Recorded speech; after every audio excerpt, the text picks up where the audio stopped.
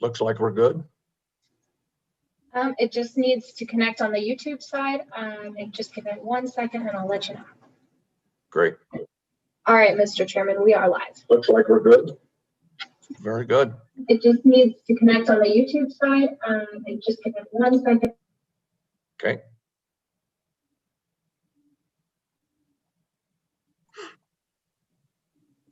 We're good, Mr. Chairman. Okay, very good. Welcome, committee members, to the first Labor and Health Senate meeting of the year.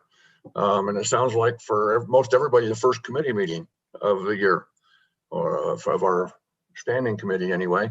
I did Revenue Committee yesterday, so this is my second official standing committee meeting.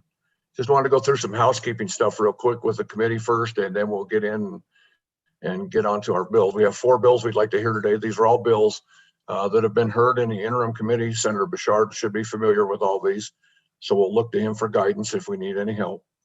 Other than that, we want to make sure that everybody is on mute when you're not speaking. And I would let the public know as well that if when you're speaking or presenting, make sure your YouTube connection is off. I've had some problems in meetings with the YouTube reverberation in the background. We don't mind dogs and cats appearing on screen, but the reverberation sometimes is annoying and distracting. Also for the public, as this is a new platform, to let you know for sure that you need to go to the legislative site, to the meeting site.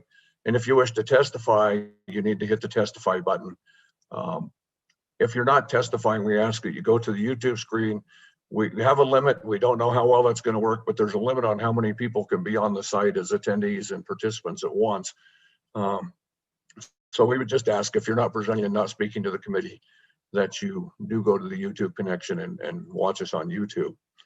To the committee, I would ask that you address all questions or all comments to the chairman as well as the public. Just keep everything orderly. We'll go to and through the chairman today. And I see Senator Hutchings. That's much better, Senator Hutchings. It's good to see you today. Okay.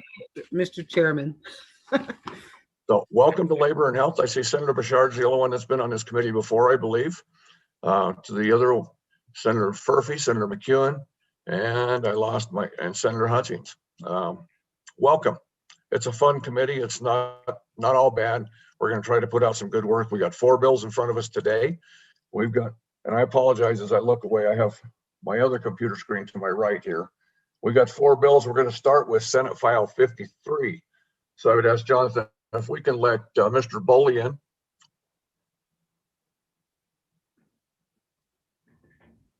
$53.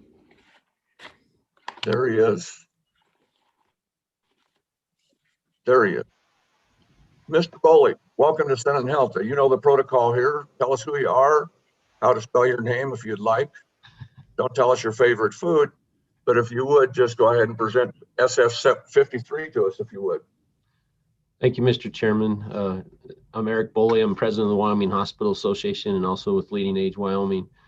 If it'd be all right, Mr. Chairman, if we could allow Eric Weatherford also to join, he's going to help present with me. Great. If you can just think about 1 second. There he is. Mr. Chairman, I apologize Yes, for interrupting you, but John Brody wants us to take roll call for. Very good. We can go ahead and do roll call. It's quick. Go ahead. All right. Senator Bouchard. Oh, Here. Senator Furphy. Here. shucks. Senator Hutchings. Ah, dang it. Here? Can you hear the here? Yes, Senator. Senator McEwen. This is Here. not fun. Chairman Baldwin. Going Here. on. Thank you, Chairman. Thank you, Jonathan. I appreciate it. With a new committee and a new chairman, you might just have to nudge me frequently here. I've also advised the committee that, and advised Jonathan and Danielle, we're a small committee. I think we can get by without seconds for amendments and for proposals. We'll just go with just the proposal of the amendment and go without a second. With that in mind, let's go ahead. Mr. Boley, go ahead and start over and tell us who you are. All right. Thank you again, Mr. Chairman. I'm Eric Boley, president of the Wyoming Hospital Association. And just quickly, I'd like to welcome the new members of the committee. Senator Furphy, it's good to see you, new to the committee. Senator McEwen and Senator Hutchings, and it's good to see you too, Senator Bouchard. We've been together for several years doing this stuff. I'd also like to introduce Eric Weatherford. He's our legal counsel that's helped us not only with this bill, but other similar programs that have helped to bring in additional funding to support healthcare services around the state. And I'll just introduce the concept, and then we can, if that's okay, really quickly, since it's probably new to some of you, and then we can work our way through the bill. We've been working closely with the EMS Association on this, and I'll also let you know that I serve on the Governor's EMS Council. Although this isn't coming from the Governor's Council, it's where I became intimately aware of how difficult it is to have sustainable, fully functioning EMS services around our state. And it's particularly difficult in some of our rural communities. I'll also let you know that I spent 20 years with Senator Baldwin. As a matter of fact, we worked together in Kemmer, where we operated 3 separate EMS services. And I know how difficult it was with those small services and trying to meet the needs of our different communities over there. And so this really rings true to me. And I think that's probably why, as a hospital association, we decided we should get involved in this. EMS services all across the state are struggling. As we've seen a downturn in the economy, as we've seen cuts that have been made to the Medicaid program, and as we've seen an outmigration of workers, EMS services a lot of times are run by volunteers. It's very difficult to afford to keep full-time staff on. Equipment is extremely expensive for EMS services. An ambulance alone is somewhere around $150,000, and that's just to get it up. And it still needs equipment and other things included inside the ambulance. EMS services provide a very important mission.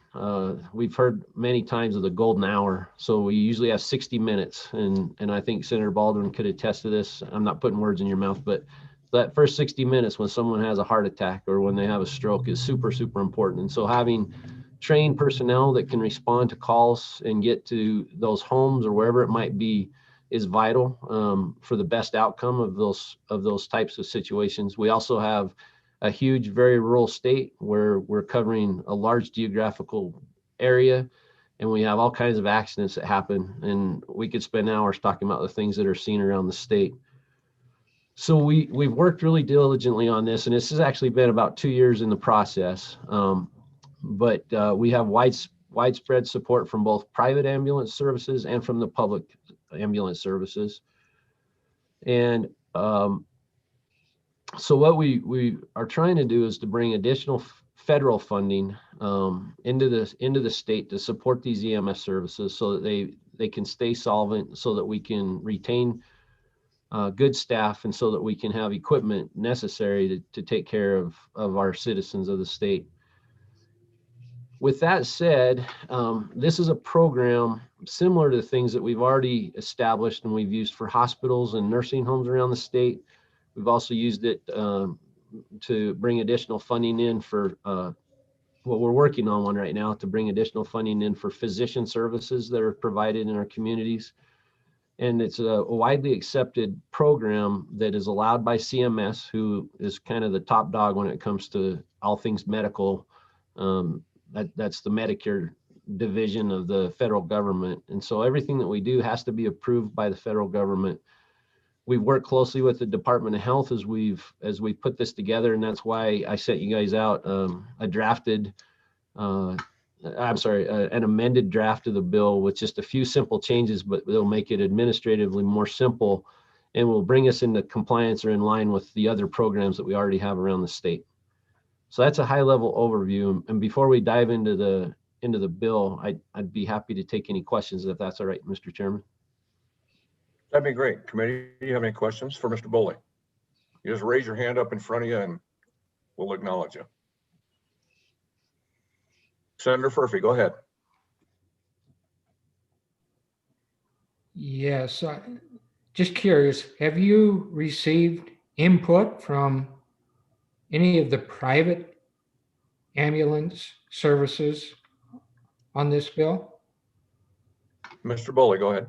Mr. Chairman, Senator Furphy, we've actually worked very closely. We had a call earlier this week where we had a lot of participation and attendees.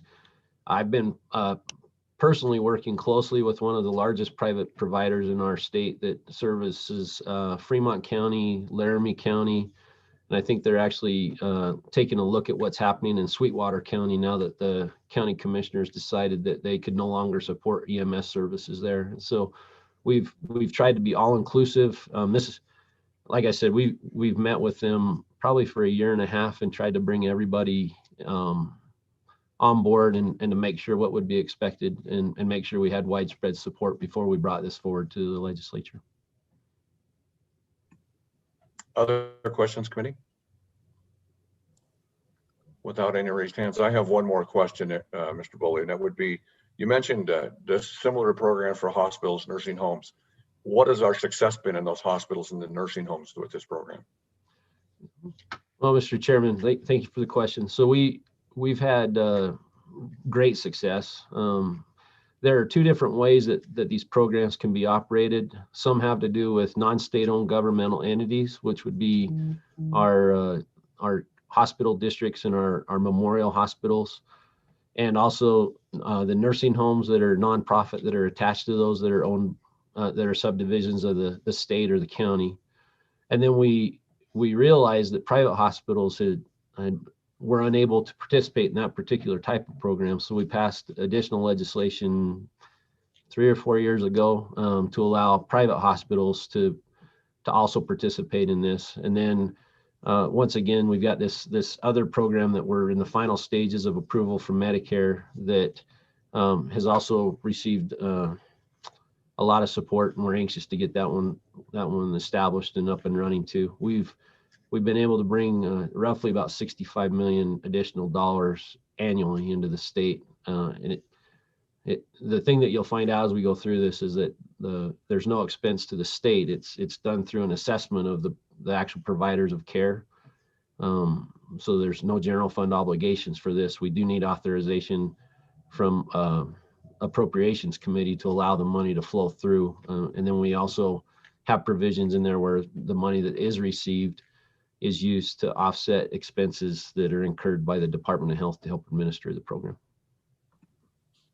Thank you. I have one more question for you, Mr. Bully. Since you mentioned that the situation in Sweetwater County, I think that's worth explaining because I don't think it's going to be alone. I think with the budget shortages across the state and counties and cities, it's going to happen more. So could you explain that to us, please?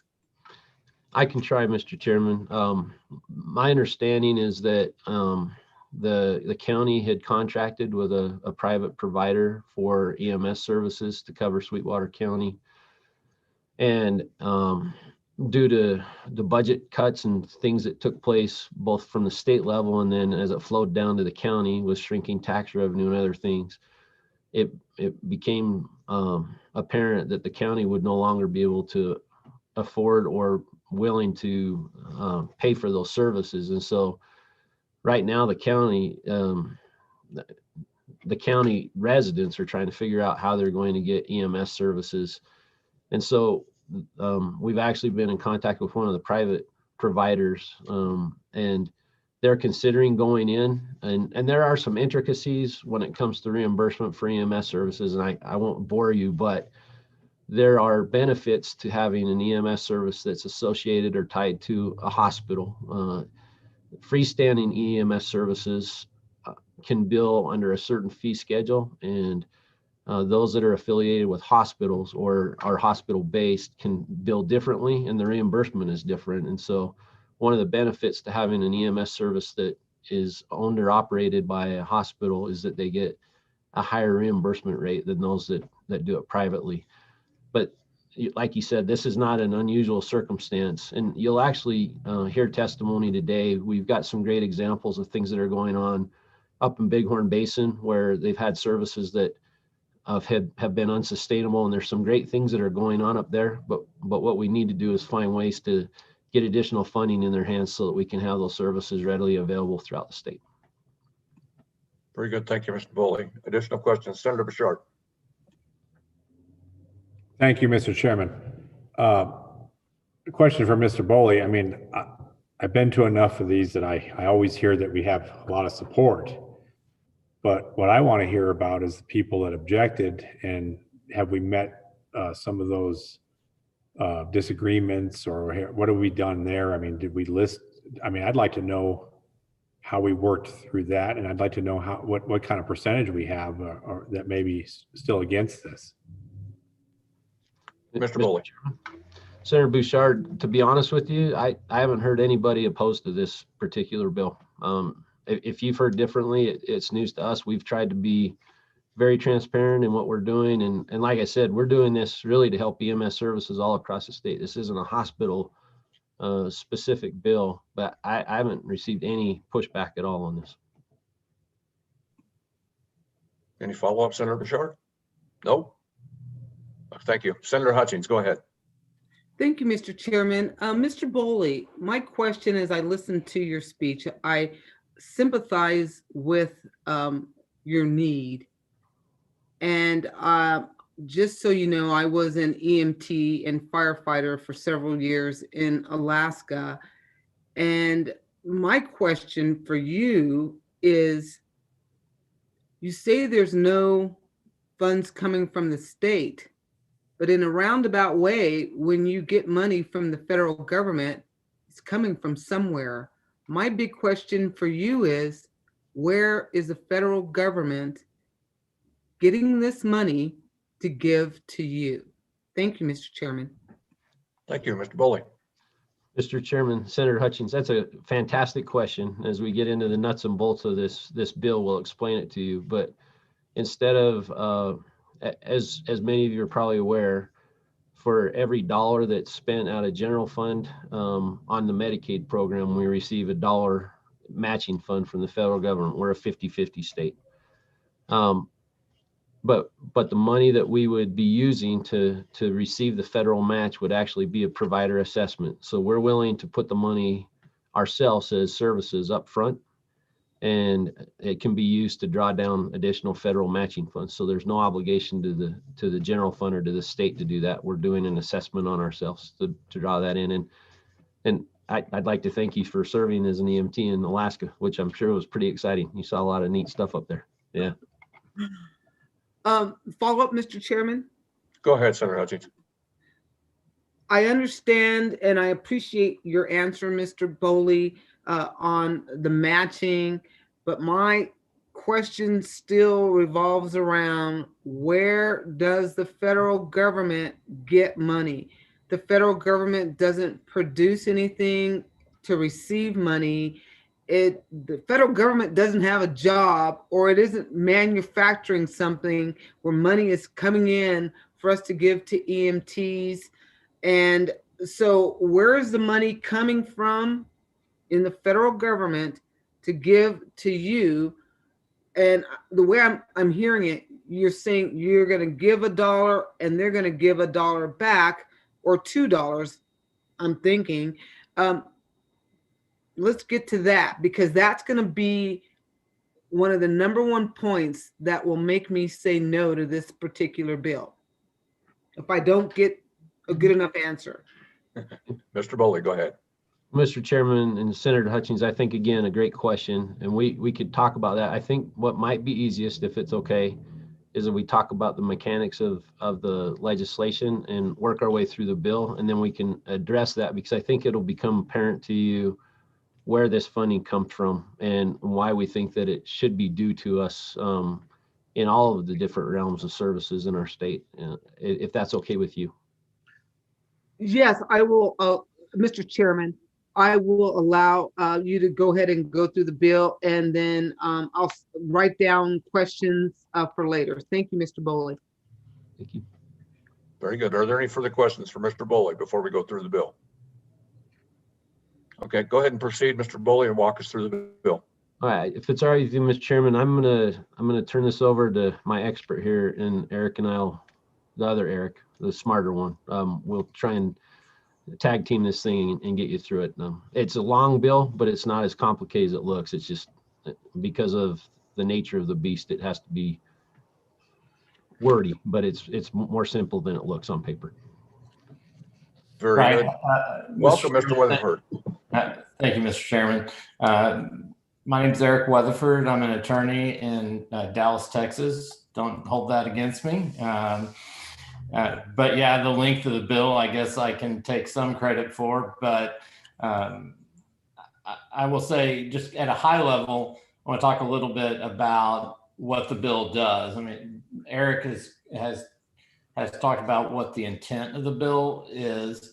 What it does is it authorizes the department to assess the ambulance companies a percentage of their net patient revenue if a program to increase their rates or to pay a supplemental payment to those ambulance companies is approved by CMS.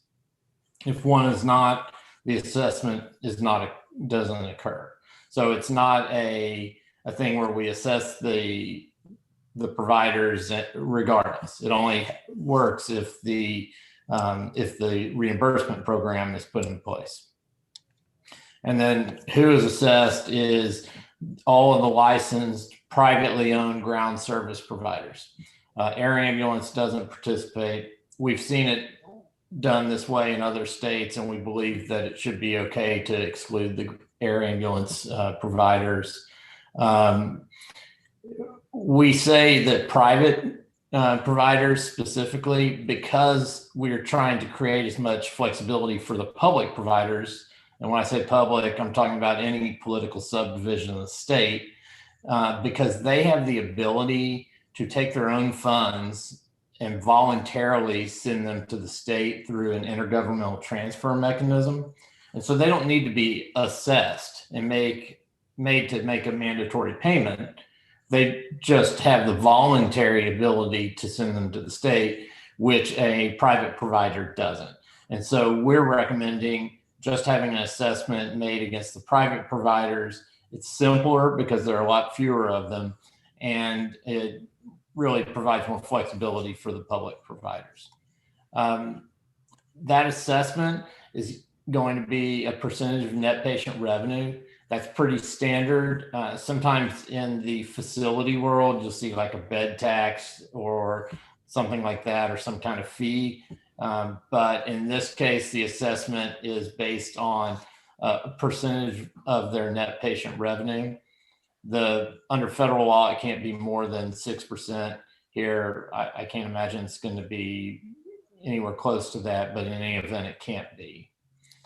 And then just again, trying to give you a quick summary, the way the payments that would be generated by this assessment would work is the state collects the assessments, the state brings in the federal funds and combines them.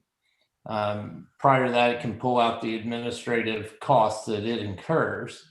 It combines the federal funds, and then we've got two different options. Option one is we just increase the rates for the providers so that instead of getting paid $100, maybe they get paid $200. So that's option one. Option two is we pay the providers a lump sum, what we call a supplemental payment. And so it's a quarterly payment, and it's usually measured based on maybe what they would have gotten paid if a commercial payer had paid them, like a Blue Cross or another commercial payer in your state. So there's two different ways really to structure these things. What we've tried to do in this bill is give us the flexibility to do it either way. Can I hold you up for 1 second, Mr. Weatherford? I believe Senator McEwen has a question. Absolutely. Go ahead, I don't mean to interrupt. Please. Senator Bouchard just got a hold of me. The internet in the Capitol went down. He's working on it right now. He should be back. And I don't mean to interrupt, but No, I think that's we fine. need to let you know. That's important stuff. Thank you. Hopefully he gets back soon. Go Mr. ahead, Chairman, Mr. do you want me to take a break or a breath, or do you want me to keep going? Go ahead and present, because this is mostly what Senator Bouchard has heard previously. So go ahead. That's true. Yes. Thank you, Mr. Chairman. So what we've tried to build into this bill is the ability to be flexible, to pay the providers based on a lump sum payment, if that works better for the department and for the providers, or to pay on an enhanced rate, if that's what works better for the providers in the department. What we're trying to do is make this sort of a simple thing for the department to administer. So we're putting the assessment in place and then figuring out from there what works for the department and the providers, what makes it simplest for them to administer a program. And I would say also, it may depend on what CMS is willing to authorize. If CMS says, we'll authorize this program, not this one, then we want to have the flexibility to do what they'll allow us to do. So that's why we've built in a couple of different options. From an eligibility perspective, any ambulance provider that is a Medicaid, Medicare, workers' comp provider can participate, and they also are required to be a network provider among the largest insurers in the state, which is more than, I think, 20% of the market share, or they at least have to make an offer to become one of those. So that's an eligibility criteria that the prior committee asked us to build into the bill. And then finally, I want to just draw your attention to section 2 of the bill, which is way down on page 27 of it. And it just authorizes the department to enter into intergovernmental transfer arrangements with the public providers, the ones that we aren't assessing, because that's going to allow the same type of reimbursement program that we're talking about in this Assessment Act to be enacted by the department for the non-state government-owned providers. So giving you a high-level view there of what we're trying to do, I guess my question is, or I guess next step, do you just want to walk through on a section-by-section basis? And I'm happy to do that. We can just start at the top if that works best for you. That would be great. Let's just go page by page and run through it. Okay. Go ahead. So just starting on page 1, this act is to establish a provider assessment for the ground ambulance service providers, for private providers, as I mentioned. It's to allow the providers to pull down federal matching funds. It's to establish an account for putting those assessments into, to allow them to establish a payment mechanism, to provide the authority for even penalties if a provider doesn't pay, and to clarify again the intergovernmental transfer provisions, and to establish an effective date. So that's the bill. The section of the section 1, it's I think 42-11-101 of the Wyoming statutes. That's where this Private Ground Ambulance Service Provider Assessment Act, it's a mouthful, I understand, is proposed to be enrolled. We've just included in section 101, the name is the Wyoming Private Ground Ambulance Service Provider Assessment Act. And forgive me if some of the numbering is not perfect on this draft, but and I apologize, we can get that fixed. Section 102 is just the definitional section. And I do want to mention that we've used a lot of the same provisions in this statute generally that we used in the Hospital Assessment Act, because we wanted consistency. There are some places where we just couldn't use them because certain things mean different things in the hospital world than they do in the ambulance world. But in a lot of cases, we tried to use very consistent language. So under the definitional section, we've defined account, which is going to be the account in which the assessment funds will be paid into. That ambulance, we've defined ambulance as it is set forth in the Wyoming statutes that license ambulances. Department is Department of Health. And the fiscal year is that which we defined in the original statute. Let's see, going to private, the definition of private ground ambulance provider. This one, we wanted to make sure it was real clear that this is any licensed ambulance provider, but to make sure that it's not owned by any state or any city, towns, county, special district, or any other political subdivision of the state or local government. So we don't want any public provider to be sucked into this bill and have to pay the assessment. We want them to have the flexibility to be put into a class of their own so that they have the voluntary ability to pay in intergovernmental transfers. So let's see, moving on, license is defined as the ambulance license that's issued under section 33-36-104. Medicaid is the Medicaid program. Again, we tracked this language from the hospital statute, assessment statute.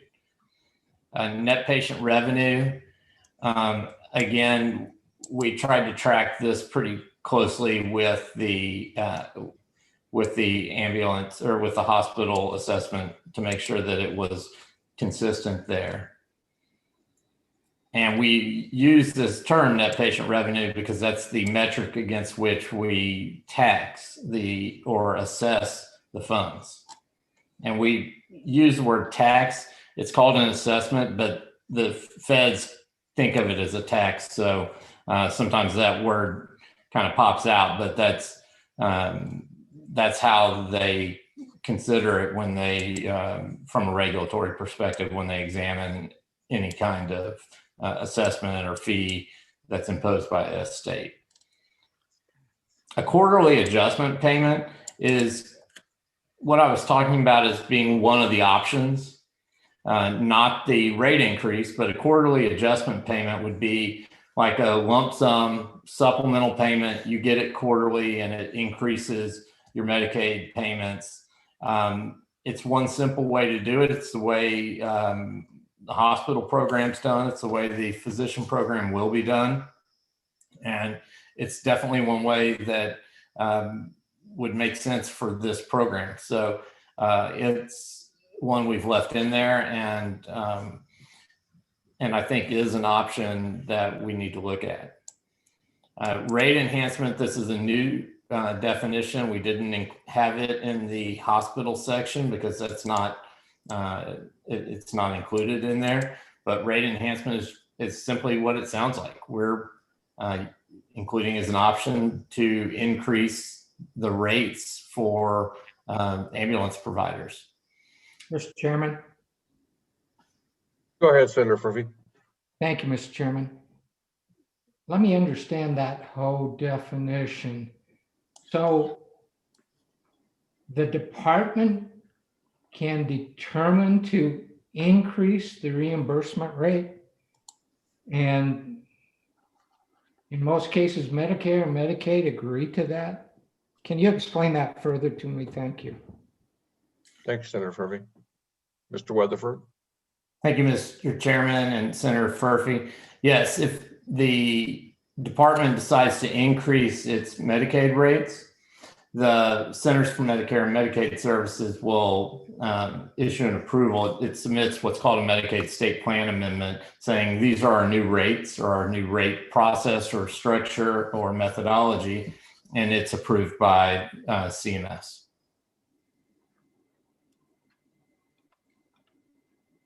Did that answer your question, Senator Furphy? You have a follow-up? Yeah, I'm just a little confused by that. So does Medicare and Medicaid set some guidelines so that the department can automatically increase if they want, as long as they're in the guidelines? So they've been assessing below the guidelines before? I'm sorry, that's just confusing to me. Thank you. No, that's okay. That's a part of being on Labor and Health Committee. You're gonna learn a lot about CMS. You're gonna hear those three letters a lot, CMS. We talk about those a lot in different matters, but yeah, they're very good questions. No problem being confused. Expect to be confused frequently. Go ahead, Mr. Weatherford. Thank you, Senator. Thank you, Chairman. Senator Furphy, looks like we got another question, Mr. Chairman. Yeah, go ahead and answer this one, and then we'll get to Senator Hutchins. Sounds good. Thank you, Senator. Thank you, Chairman. Senator Furphy, the Centers for Medicare and Medicaid Services, they administer nationwide the Medicaid program, and they have certain limits that they've established by regulation on what states can pay on certain things. Some of these regulatory limits are very firm. For example, under the for hospitals, they can't pay you can't pay all of your hospitals more than Medicare would pay, and that's a cap. They don't have a specified limit on ambulances, but they've typically looked at it as being commercial rates, and that's kind of the way they've kind of put this what we'll call self-imposed cap on things. So CMS has some hard guidelines around what the most somebody can pay is for a service, and we want to make sure that the providers get what they can get. I would say most states, out of their state general revenue, aren't able to pay their providers at that maximum level. So we have tried and have done in the hospital world, for example, have put into place things like these assessment programs to try to help bump up rates or overall payments to ensure that the providers get paid up to what CMS would allow. Did that answer your question? Very good. Senator Hutchins, you have a question. Yes, Mr. Chairman. Mr. Weatherford, thank you for that answer. Your explanation of this program brings up further questions when you say these are private ambulance companies that aren't under the strict control of the state. And there are ambulances that are. That's one. Go ahead, Mr. Weatherford, if you want to answer that question. Or Mr. Bully, whichever one you want to answer. I can jump in, Mr. Chairman, if that's all right. So Senator Hutchins, the reimbursement rates that whether it's a private or a public ambulance service receives from the state, Medicaid and Medicare, they're the same. And so whether it's a private or a public entity, they can charge whatever they want, but what they're actually going to be reimbursed, what the reimbursement rates, that's set by the state. What Mr. Weatherford has described is the fact that there's a cap or a high level that's allowable under Medicare, and we're nowhere close to that. And the other thing that I would also add is not only in EMS services, but other services, the ability for the reimbursement rate to actually cover the cost of providing that care is too low. And I'll use one that I'm really familiar with just because it makes sense right now, but nursing homes, they receive about $185 a day for a patient, and their cost is about $260 a day. Gotcha. So they're losing $85 a day or $75 a day. What this program allows us to do is to try and tap into the maximum that can be paid under law and that is allowable to try and narrow what that loss is on a daily basis. And it's the same for EMS services.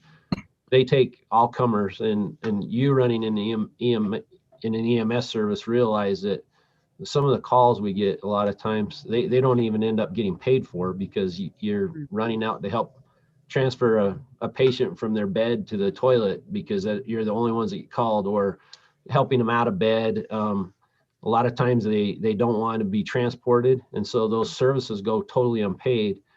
And also, again, the reimbursement levels for these Medicaid patients that we have to take care of and that we want to take care of, we're underpaid. And so what this allows us to do is just to try and narrow that gap. And it all has to be applied. Even Senator Furphy's question about whether we do an enhanced reimbursement rate and increase the reimbursement rate, or whether we do this assessment where we get quarterly payments, it all has to be approved by CMS, and it has to be done underneath that cap that CMS has set. So we can't exceed that, and we're nowhere close to getting to that right now. But what we're trying to do is just narrow that gap to help cover the costs. I hope that answers your question. Yeah, you did a very thorough job, but it still raises more questions, but I will let you continue, and I will interject when I need to. Thank you so much. Thank you, Mr. Thank you, Chair. Senator Hutchings. Don't forget to address the chairman when you speak. Go ahead, Senator McEwen. Thank you, Mr. Chairman. Mr. Chairman, my question's simply this, is I understand what I just heard, and if I'm wrong, please correct me. We're going to raise the cap that we're charging on everything to cover services that we're not getting paid for. So if we go ahead with this bill, we're still going to be making runs out to people's houses and taking from the bed to the latrine and not getting paid for that. So we're going to recapture it somewhere else. Am I understanding that correctly? Mr. Boley, would you like to field that one? Sure, Mr. Chairman, Senator McEwen. So we're going to make the runs no matter what. What this allows us to do is to increase the amount that we do get paid when, and it's through assessing and drawing down additional federal funds. It's not going to increase the burden to the state. And it's not going to increase what commercial insurances will pay. What it does allow us to do is it allows us to pay funds towards drawing down additional federal funds to cover the cost of providing those services. Does that answer your question? Senator McEwen? Chairman, Mr. Chairman, it does. But I see us heading to an area where we're getting rid of competition. And while it isn't going to cost the state any more money, it's going to raise the cost of insurance for everybody else to cover the additional costs. And like Senator Hutchings said, the federal funding's coming from somewhere, and it's not necessarily a money tree, if you will. Now, I'm just trying to make sure I understand where you're going with the bill, and I appreciate your answers. Thank you. Thank you, Senator McEwen. Reply, Senator Boley. You're not a senator, Eric Boley. No, Go ahead. that won't happen. Mr. I'm Boley. sorry to tell you, Mr. Chairman, Senator McEwen. So it will not impact insurance rates. This has nothing to do with insurance rates, although they are used to come up with an average of what would be paid if it was a commercial insurance carrier that was insuring that patient. That just uses a benchmark.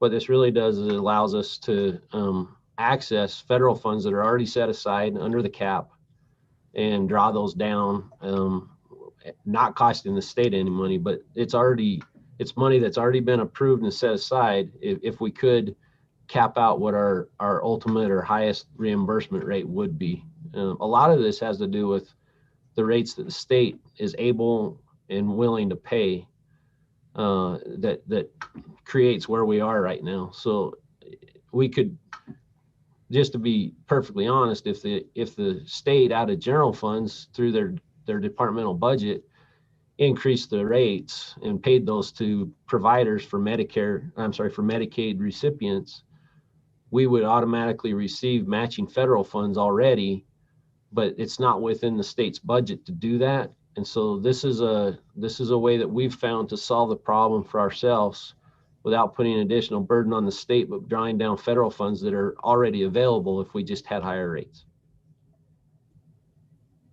Further follow-up, Senator McEwen? Mr. Chairman, thank you. I think I got a better understanding of it now. Thank you. And you're right with all the new people on the committee. Stuff is difficult to understand and navigate, but we'll get there. By the middle of the session, we will all be there and be experts. Any further follow-ups or questions before we proceed, committee?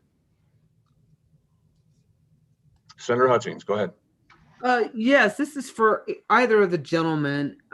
One of the things I see in our Wyoming Constitution, Article 3, Section 36, the prohibited appropriation of funds being made to charitable, industrial, educational, or for benevolent purposes to any person, corporation, or community not under the absolute control of the state. So I'm picturing what you're saying. I'm understanding what you're trying to do. And again, it's kind of like, okay, we're getting money from the federal government. It's going to come down. The state's going to divvy it up. And based on whatever assessment they've been given, if I've got it right, and we're going to give some to you, some to you, some to you. But you're a private organization. And it's like, if we do it for one private organization, what about the baker who is giving food to a Medicaid patient? Because I'm assuming all this has to do with Medicaid. They're sending them a loaf of bread, and the loaf of bread costs them $10 to create, and they're only getting $5. So do we create another law that says now we're going to get the baker reimbursed for that $5 that they're not getting from Medicaid? How does all this kind of work with being benevolence and private organizations that aren't under the absolute control of the state? I know it's difficult, but I'm still having trouble with that. Okay, Mr. Boley or Mr. Weatherford, jump in. I'll let him tag team it, but Mr. Chairman, Senator Hutchings, I think the thing to realize here is that Medicaid does not pay for that loaf of bread. This has to do with medical services that are provided. And as far as the state constitution is concerned, these programs have been well vetted and are legal under our constitution. We've gone through the Attorney General's office. These have all been looked at. So I understand your question, but it really wouldn't impact this. And even though it's a private EMS service providing those services, one of the parts of their licensure is they have to take care of Medicaid patients. They've agreed to do that, and Medicare patients. And so that's where CMS has the ultimate authority to approve or disapprove these particular programs. Thank you, Mr. Boley. Any follow-up, Senator Hutchings? No, Mr. Chairman, thank you. Very good. If there's no further questions, let's go ahead and proceed ahead. Mr. Weatherford or Mr. Boley, go ahead.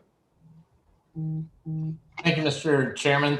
I'm going back. I just want to make sure I remember where we left off. I think we were in the definitional section under Romanet 11, where it talks about upper payment limit.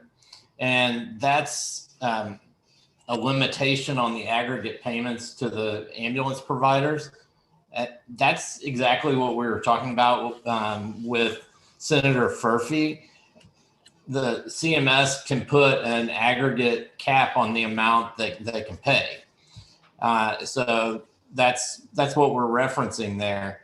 And then in Romanet 12, upper payment limit gap, that's the difference between their aggregate limit. And when I say aggregate, that's what the state has paid to all of the ground ambulance service providers. The gap is the difference between that aggregate limit and what the state has actually paid. And so there's a cap on what they can pay, and then there's an amount that the department has actually paid. And then there's a gap, there's a difference. And that gap is what we're trying to fill. That's the piece that we're trying to fund right here. And so we're going to take half of that and fill it with assessments and the other half with federal money. And that's what this program is designed to do. So that, any questions on section 102, the definitional question, before I move to 103? I don't see any questions. Go ahead and proceed, Mr. Weatherford. Okay. So section 103 is the private ground ambulance service provider assessment account. And this is simply the account into which the assessments go. Now, it also allows the treasurer to invest the amounts that are deposited and you know, in accordance with state law. And I can't say that I'm totally well versed in how y'all's treasurer can invest its amounts, but I will assume that they do that properly. So it includes what is received from the private ground ambulance service providers. It will then will receive the federal matching funds that are combined. And then any excess, and then those amounts are taken, and then they're sent to the providers. So they're combined and then they are paid to the providers. So you can, I say paid to the providers first, the administrative costs can be reimbursed to the department up to 3% of the total amount that was assessed. So if $100 was assessed, then $3 of it can be used to offset the department's costs.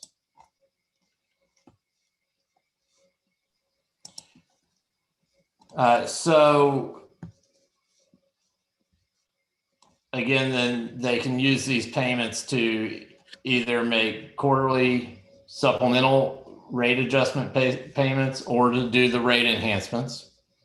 Or if for some reason we have to pay back the federal government, they can use the monies in the account to do that. And the only reasons you have to pay back the federal government are if, you know, there's an error in your calculations, or, you know, you get paid too much by the government and you pay out at a higher rate than you should, and then you just have to true up with them. So if you end up having to true up with the government under this program, they can take amounts out of the account to do that. Senator, I think you have a question. Yes, Mr. Chairman, thank you. Mr. Weatherford, I just want to make sure I have you right. And I'm throwing out bread and figures just to help me get a simple understanding. So what you're saying here in 4211-103 is the private ambulance services are going to get together, put in money into a pot, the treasurer will collect it and invest it. Then if the assessments go through correctly, the federal government, if I put in $10, the federal government's going to put in 10. So we're going to have a pot of $20 that's going to be dispersed to the different ambulance companies. Is that what we're doing? That's correct. Gotcha. Thank you. Thank Don't you. forget Mr. the chairman's here, Mr. Weatherford. Mr. Chairman, I apologize. And I'm liking the bread analogy. It's making me rather hungry. Let's proceed to the end of the bill if we can and get through this and then move on to the agencies. Thank you, Mr. Chairman. The other reasons that this account can be used is if this program, say, ends, or if too much money is paid into it, the amounts can be refunded to the providers that were overpaid. So effectively, this section is designed to just show what is to set up the account and show what can be done with it. Any questions on section 103 before I move forward? Any questions, committee? I would have run the committee. We have hopefully 4 bills. We'll get through it. We get through. We do have a 4-hour hard stop. So where we complete is where we complete. So just keep that in mind. Go ahead, Mr. Weatherford. Thank you, Mr. Chairman. So section 104 is the assessments. And this is just what we've talked about, that every private ground ambulance service provider shall pay an assessment to the department. And the assessment is going to be imposed each fiscal year on an amount calculated as a uniform percentage of their net patient revenue. And uniform is really important. By federal law, we've got to impose the exact same amount on every provider. We can't tax 2% on one ambulance company and 3% on another. It doesn't work that way. It's got to be the same rate on every provider, regardless of how big they are, how small they are, how much their net patient revenue is.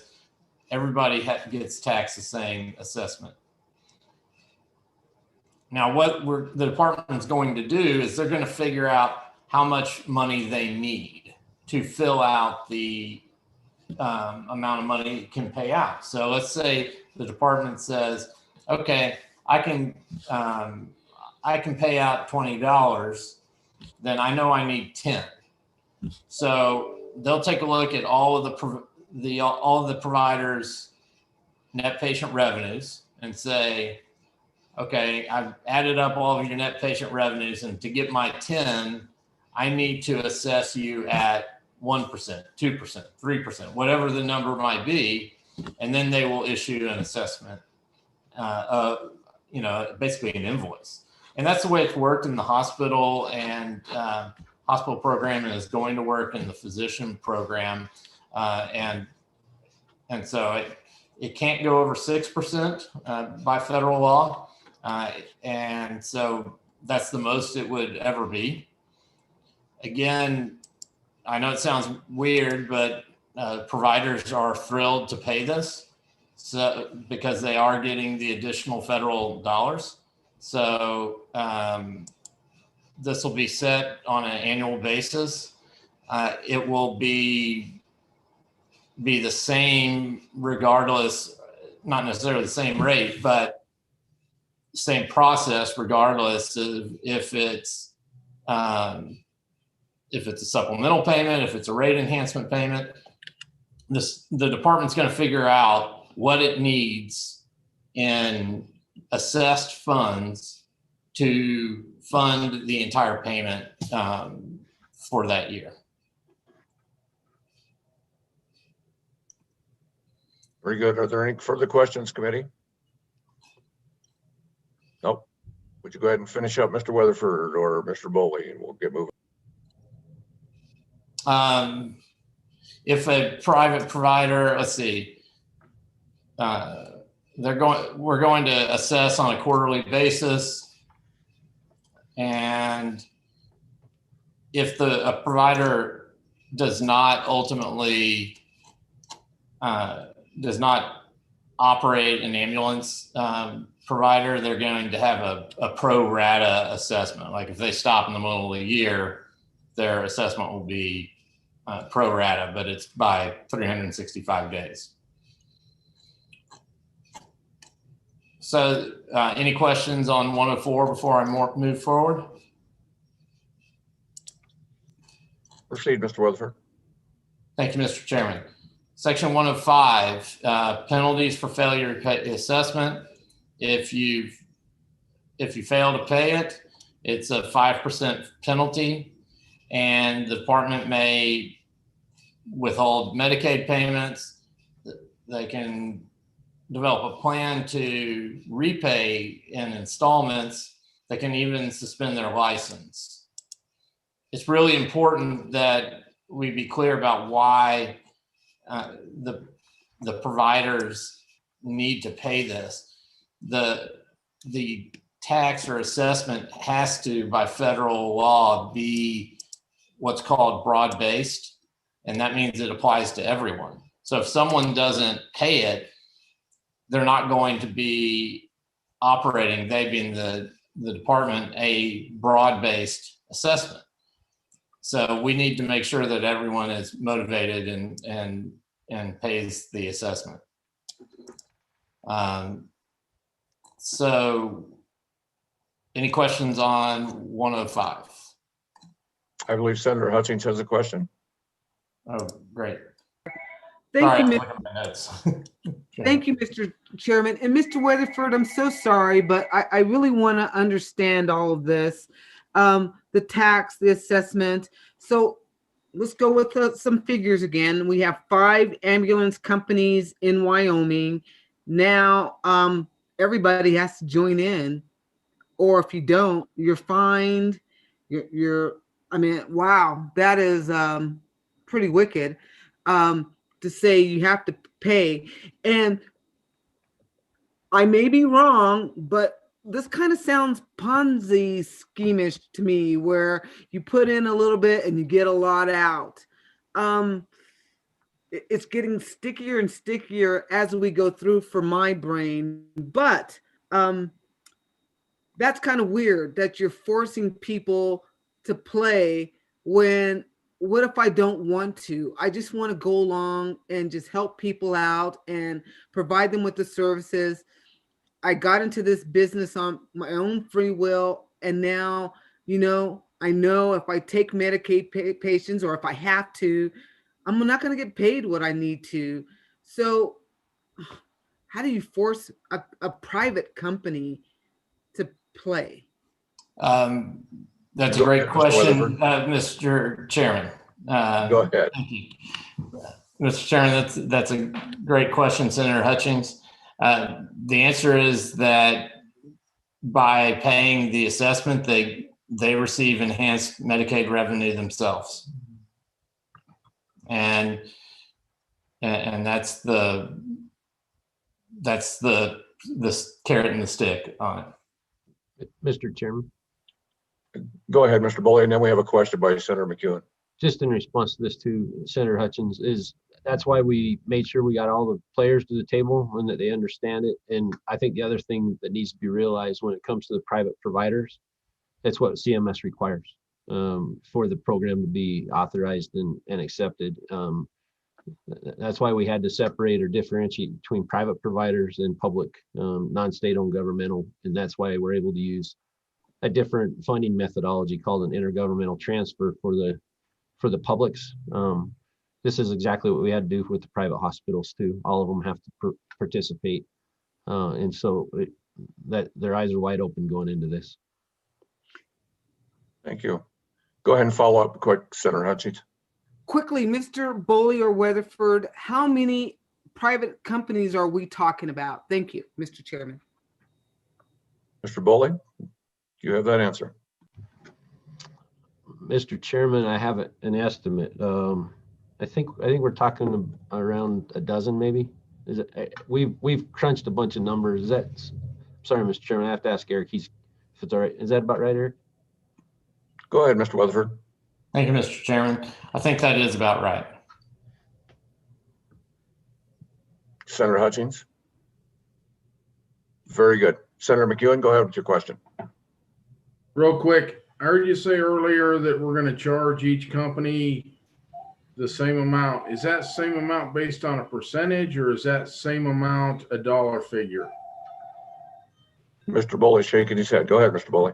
Mr. Chairman, Senator McEwen, it's the same percentage. So it's based off the calculation. It wouldn't be a dollar amount. It would be a percentage of their net patient revenue. But it'd be uniform across all providers. Okay, thank you. Thank you, Mr. Chairman. Very good. For no further questions, back to you, Mr. Weatherford. Thank you, Mr. Chairman. Moving on to section 106. This section provides for the payments for the private ground ambulance service providers. Once we get the assessments in, this is where we start getting the money paid out. So each provider that makes their assessment payments and meets the eligibility criteria that we talked about a little bit earlier, and we can talk about a little more, the department can get additional payments made to these providers, either quarterly payments or rate enhancement payments up to the upper payment limit cap. And that's that gap we were talking about. And each provider must have, again, be participating in the Medicaid, Medicare programs, must be a workers' comp provider, and then in order to be eligible, must be a network provider for all insurers offering health benefit plans that maintain not less than 20% share of the state's individual or small group health insurance market, or that provider must have made a bona fide and reasonable offer to become a network provider to all of those insurance plans. And one thing that is important to note in here is that no one is guaranteed to get their assessment back. That's a federal law as well. So, obviously, when you're multiplying these funds as they come in, the hope is that everybody increases their revenue, and it would seem mathematically that would be the case, because you pay in assessment and the money comes back out, but there's no guarantee that happens. We're going to be making payments based on either increased rates or based on these supplemental calculations, but we aren't going to guarantee anything because we can't. So that's one thing we put in here. The same thing that's in the hospital bill, and so that's one point that I did want to make. Another point is that these payments are not to offset any other Medicaid payments, so they're not intended to decrease the regular fee-for-service Medicaid payments that the state already pays. This isn't a replacement for the payments that it makes currently. It's an enhancement of or an increase of. So, any questions on those pieces?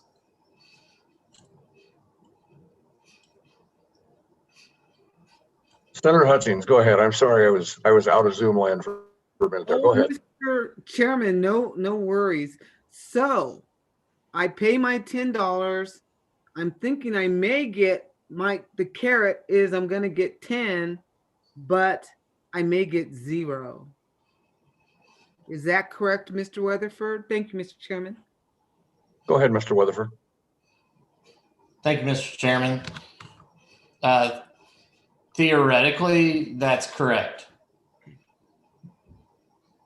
Thank you. Very good. No further questions. Go ahead and proceed, Mr. Weatherford. Let's see if we can get through this bill. You bet. Section 107. Thank you, Mr. Chairman. Section 107 is the discontinuation of the assessment. The assessment will be discontinued if we can't come to agreement with CMS to develop a program, and that's kind of obvious. If we don't have a program, there's no reason to assess. If for some reason there's no federal matching, we're not going to assess because again, there's no way to benefit the providers if there's no additional funds. They will if there is a stop to these assessments, whatever's remaining will just be refunded to the providers, and otherwise the department's going to continue to go forward. So any questions on that? Proceed. Go ahead, Mr. Weatherford. Section 108 is the approval of the state plan in rulemaking. State plan is what the the Medicaid plan in agreement with CMS is that that Wyoming Department of Health has. And so the department's going to enter into discussions with CMS and develop a plan to distribute these dollars generated by the assessment. And then it'll adopt rules and regulations. That was a very simple section. We like those, and we will get comments from the department here in a couple minutes. Thank you, Mr. Chairman. Section 109, this is even simpler. So if you have more than one private ground ambulance service provider that's licensed by the state, you have to pay more than one assessment.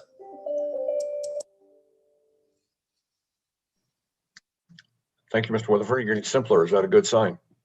Thank you, Mr. Chairman. I'm working on it. So that is section 1 of this bill. Section 2,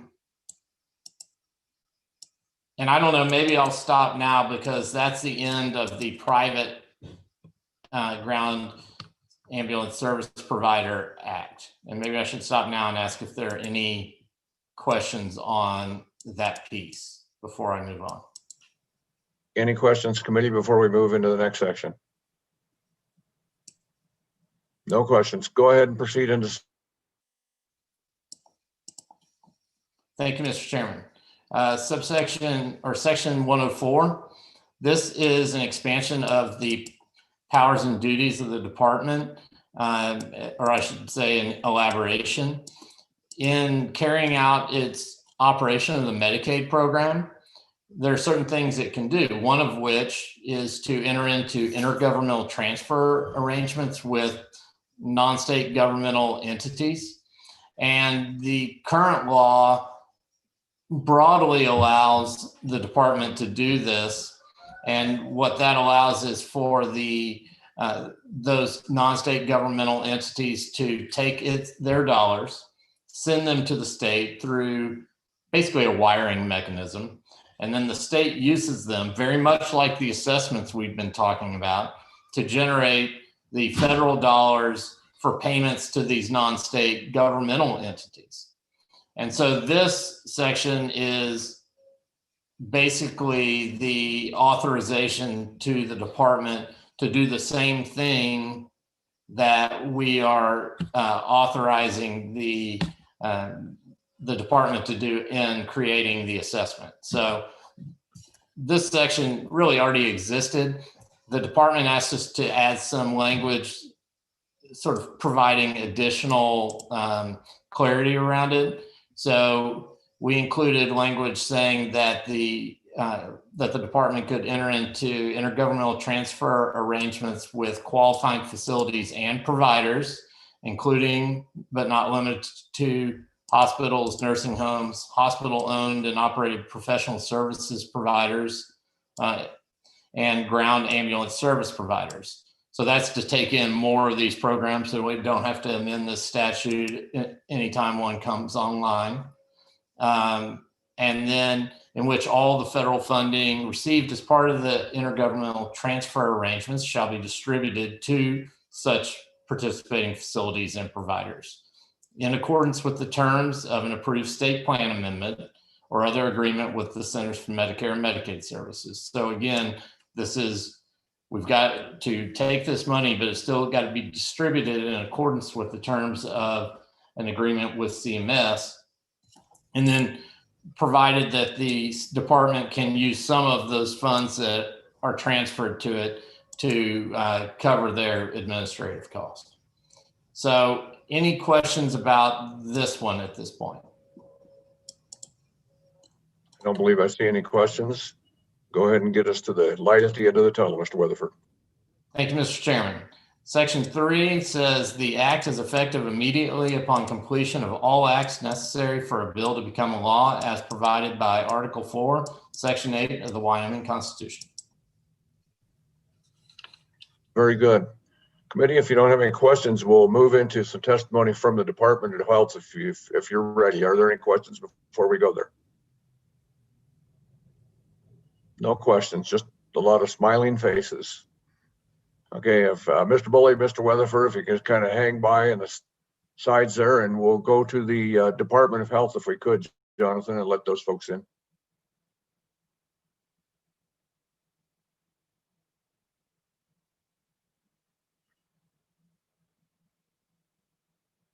I see Franz and I see Jesse. Both familiar faces to this committee. You will see them nearly every meeting, and they're good faces and very smart men. We appreciate having them here. Whichever one of you would like to lead us off there, I believe Jesse looks like he's anxious. So Jesse, introduce yourself and go ahead and present, please. Chairman Baldwin, Jesse Springer from the Department of Health. I'm the Medicaid Technology and Business Operations Unit Manager, and then I do a number of other things like legislative affairs and things like that. We've assisted Eric Bully and Eric Weatherford. We had a number of meetings on this new draft, just trying to work through the mechanisms as they envisioned this working.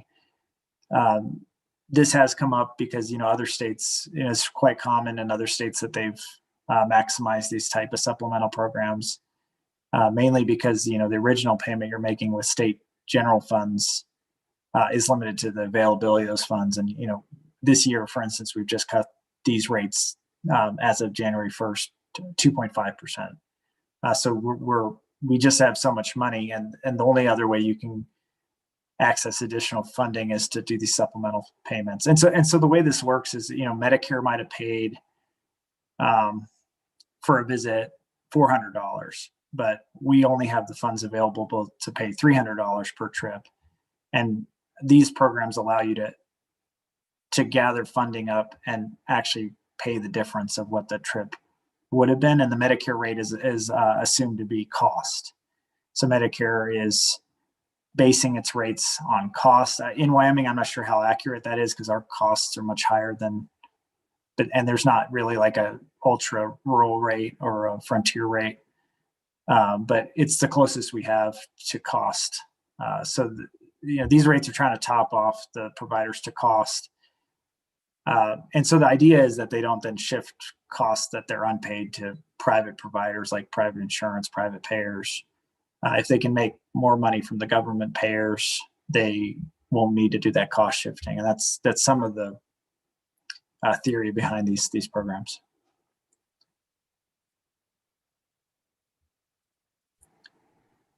Anyway, quiet. You have more for us? You ready to take a couple questions, Mr. Springer? Chairman Baldwin, ready to take questions. Committee, do you have any questions for Mr. Springer?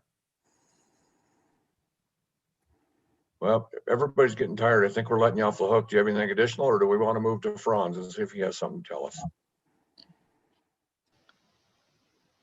Mr. Chairman, members of the committee, my name is Franz Fuchs. I apologize, I don't have a webcam, just a headset with a microphone. But I just am here again for questions, just like Jesse is. So don't have anything else to present. Committee, if you have any questions, I know we had some questions about the Medicaid reimbursement, Medicare, the differential. If you got any questions, these are the pros. If you got questions, jump in and ask them. Senator Hutchings, I saw your hand go up.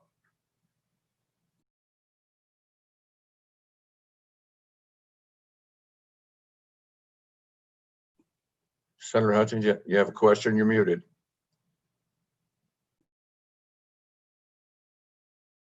Sorry about that, working with dual screens. Mr.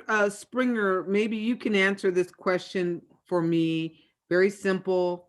Where is the federal government getting the money to give to us to pay the ambulance providers? Thank you. Mr. Springer, go ahead. Chairman Baldwin, Senator Hutchings, this particular funding is flowing through the same mechanisms as other Medicaid funding. So it's through the Medicaid entitlement appropriation that's made by the federal government. So every year they make that appropriation for the entitlements for national defense, other things. And so this is part of the Medicaid and Medicare entitlement appropriation. The original source of the funds, I believe, is your question, is our federal taxes, other federal sources of revenue, and and borrowing. And so those are the main federal sources of revenue. If you would like a research on, what are the federal sources of revenue, we could provide that in more detail. There is a number of federal reports about where the revenue sources of our government. Thank you, Mr. Chairman. Oh, you're muted, Senator Hutchins. Thank you, Mr. Chairman and Mr. Springer. I appreciate that answer. And what really bothers me is the fact that our government has no money and we are in debt, and we're continually jumping into programs that create more and more debt for the people in order to, so we think, help other people. It just saddens me. And it bothers me quite a bit, but I understand why you're trying to do what you're trying to do. But like you say, federal dollars are being borrowed or printed, and we just don't have it. So thank you. Further questions for these gentlemen from the Department of Health? Not seeing any questions. Franz and Jesse, if you can hang around if we have any further questions. I believe we have at least one member of the public that wishes to testify here. I believe Doug McMillan, if you let him in, and we'll hear that testimony.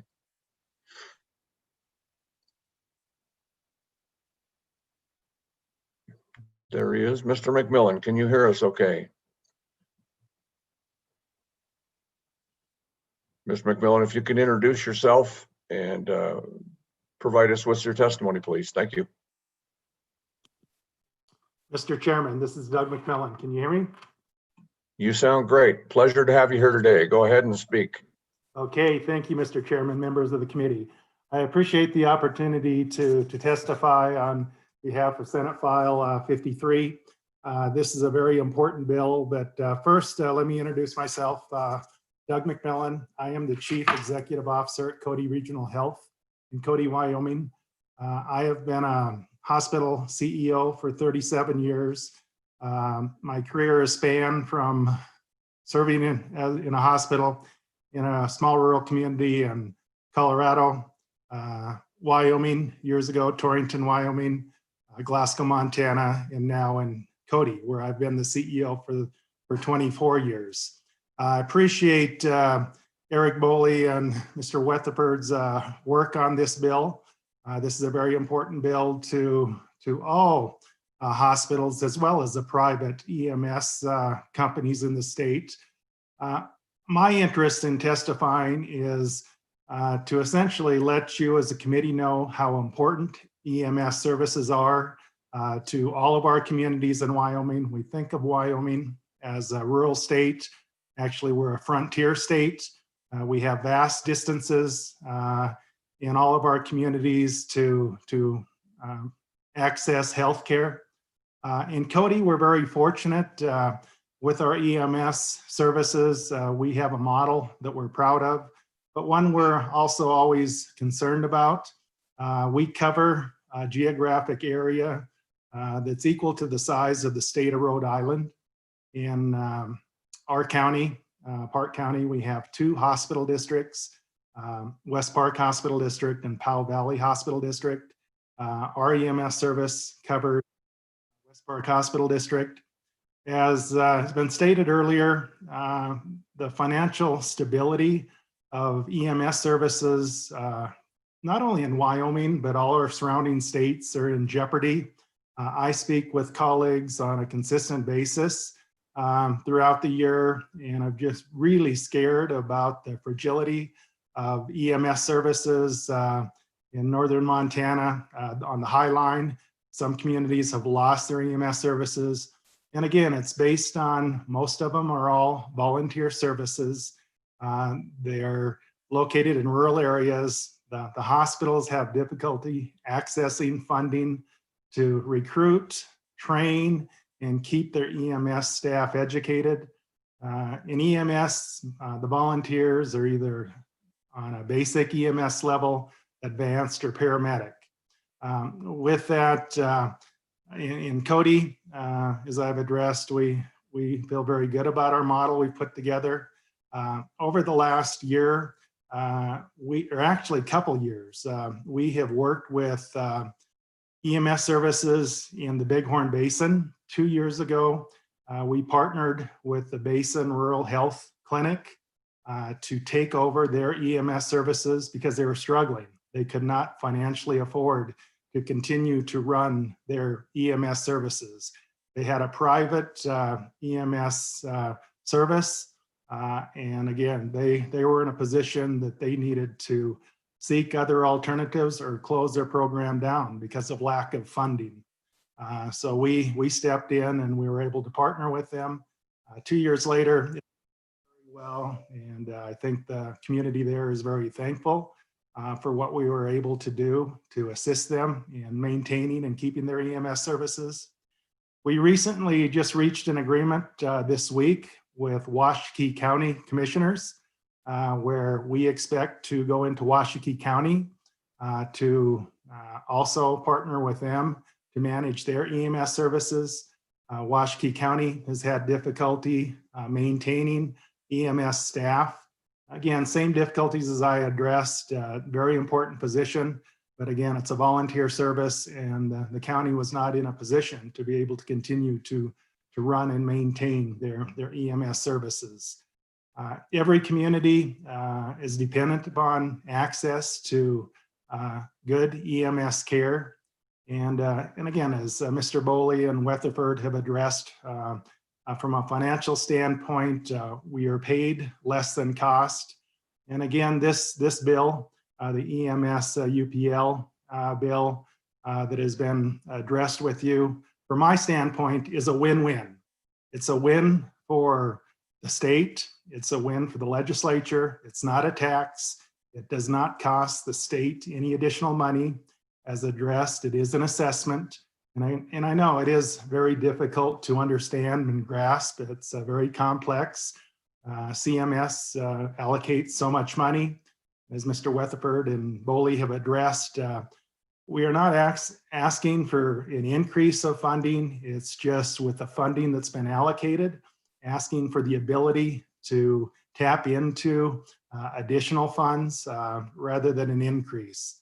From an EMS standpoint, it's very costly to provide this service. The cost of the ambulances, equipment, staff, increased technology. A lot of communities, again, are having a difficult time providing a high level of service.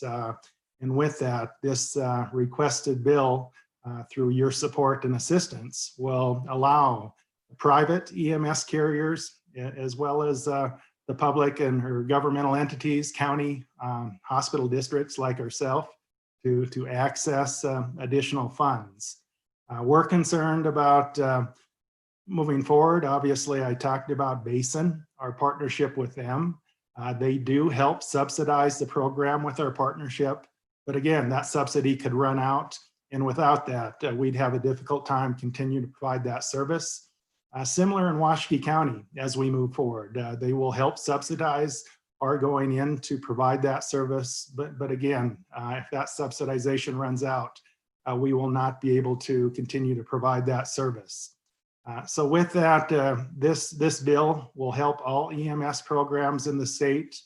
I appreciate Eric Boley's support on this bill on behalf of all the hospitals, EMS providers in the state.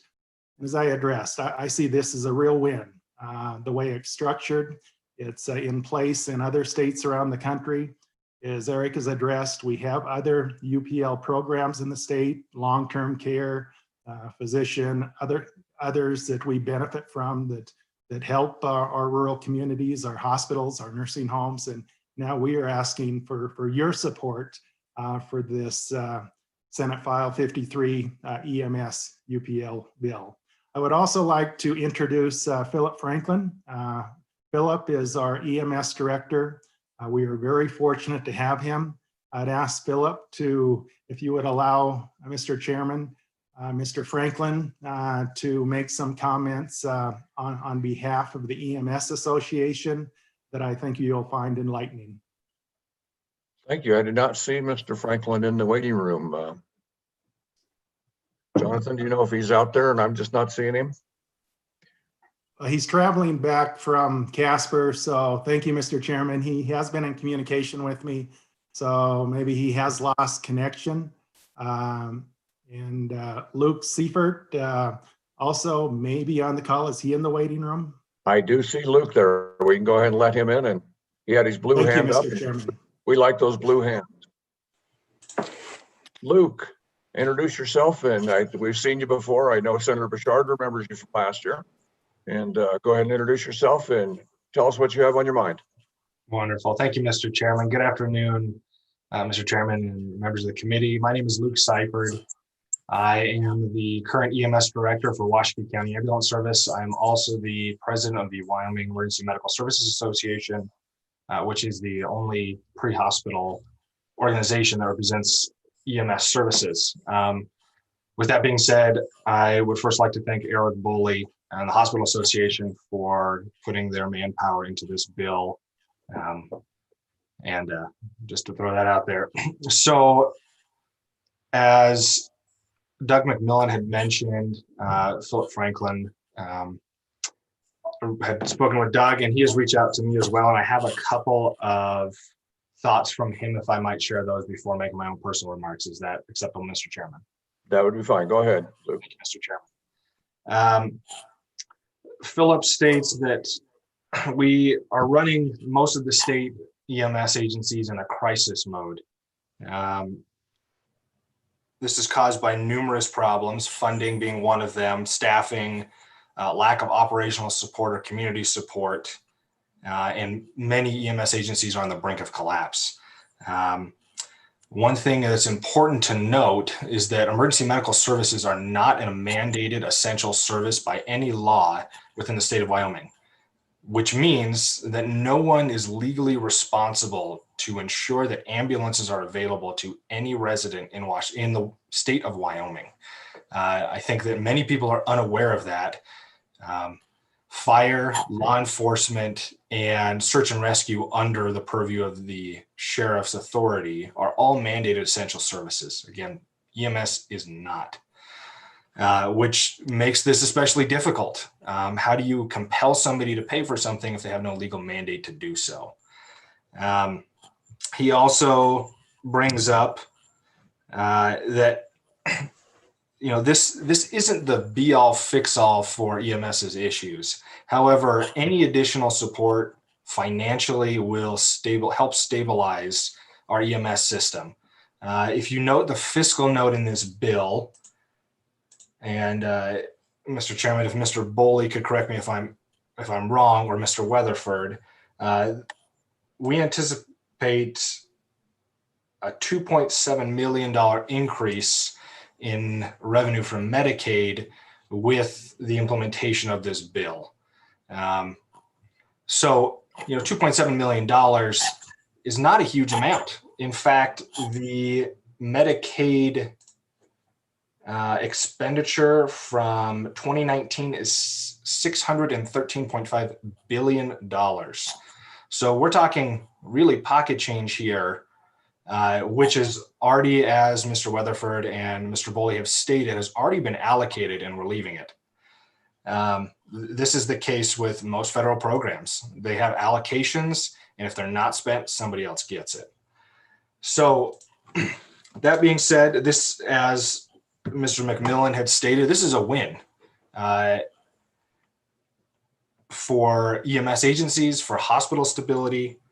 Mr. Franklin would also note that volunteerism is failing at a rapid rate, leaving staffing shortages all across America. This is not unique to particularly my agency or the state of Wyoming, but this is a consistent trend that we're seeing.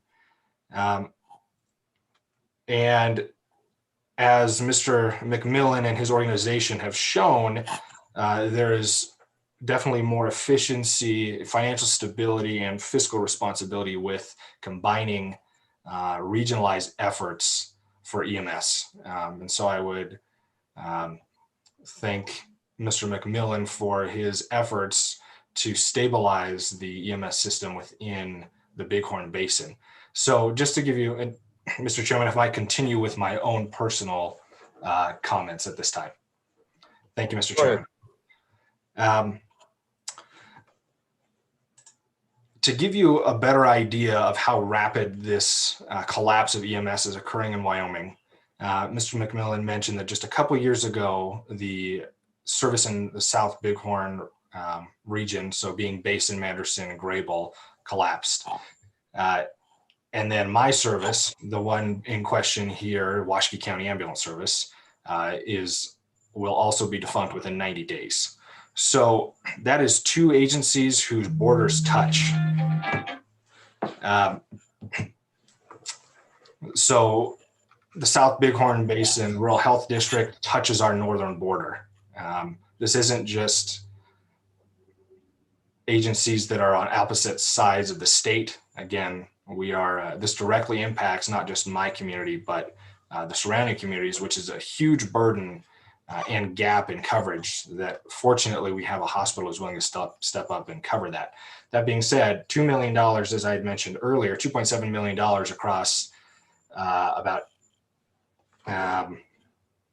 under 100, it's around 68, I believe, EMS agencies, ground EMS agencies that are included in this bill, that equates to something. And every little bit helps. We talk about this in day-to-day operations. The same thing occurs with large organizations and personal finances. Every little bit really does help. So from the EMS Association standpoint, we support this bill and would ask that you support this as well. It's been very well researched. Mr. Boley and the Hospital Association has been working on this for a significant amount of time. We had this conversation last year. I would also add that the money has to come from somewhere to keep these EMS agencies open. If not, you will see ambulances not responding to 911 calls. And since there is no legal obligation to do so, that may become a reality much sooner than any of us would like to hear. So apart from the doom and gloom of the importance and the time-sensitive nature of stabilizing the EMS system, we have an opportunity here to really capitalize on the federal share, which would be a fiscally responsible move for Wyoming. Thank you, Mr. Chairman. I would yield to any questions. Thank you, Mr. Sefford. Committee, do you have any questions for either of these two presenters? It's a very lively group here in this committee today. Okay, thank you, gentlemen, for your presentations, and you're taking your time to come to the committee today. We really appreciate that. State of Wyoming appreciates that. Thank you, Mr. Chairman. Thank you, Are Mr. there any Chairman. further public members? I don't see any blue hands up. If there's no further public testimony, we will go ahead. Oh, Senator Furphy, go ahead. Thank you, Mr. Chairman. Not a question for those two, but I do have a question. Proceed. Looking at the fiscal note, it indicates that at our first meeting, the administrative expenses will be provided to us. I'm not seeing any of that, and I'm just curious what that amount might be to the general fund. Thank you, Mr. Chairman. Thank you, Senator Furphy. Mr. Boley, Mr. Weatherford, either one who would like to address that? Or Jonathan has his hand up. Go ahead, Jonathan. Mr. Chairman, the administrative impact was attached to the original Outlook invitation that I sent you last Thursday. I can resend it to the committee if that's what you would like. Committee members, shake your head if you'd like to see that again. Please. I'm seeing heads moving, so go ahead and send that if you would, Jonathan. Thank you. Mr. Boley, go ahead and give us an. If I might just address that, though, it is covered in the way that the program's administered. There shouldn't be any general fund obligation because there's actually a percentage of what comes back that's withdrawn or withheld by the Department of Health for the administrative costs.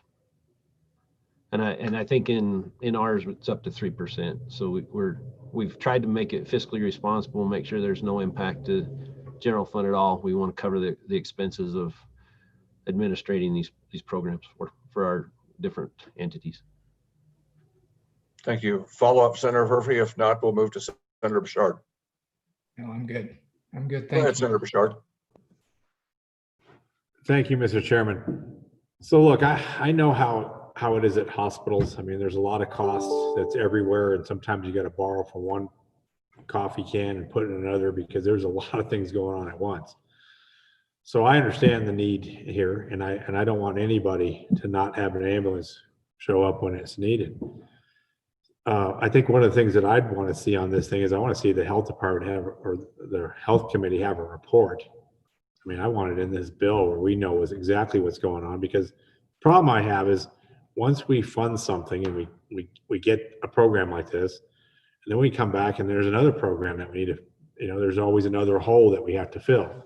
And I'm just a little concerned here. So maybe Mr. Boley or someone can just make me feel at ease here that we're just not stacking another program that we're going to come back later and try to figure out where we got to backfill somewhere else. Because I mean, we're in tough times as it is everywhere. And you're saying that we don't have to do this out of the general fund.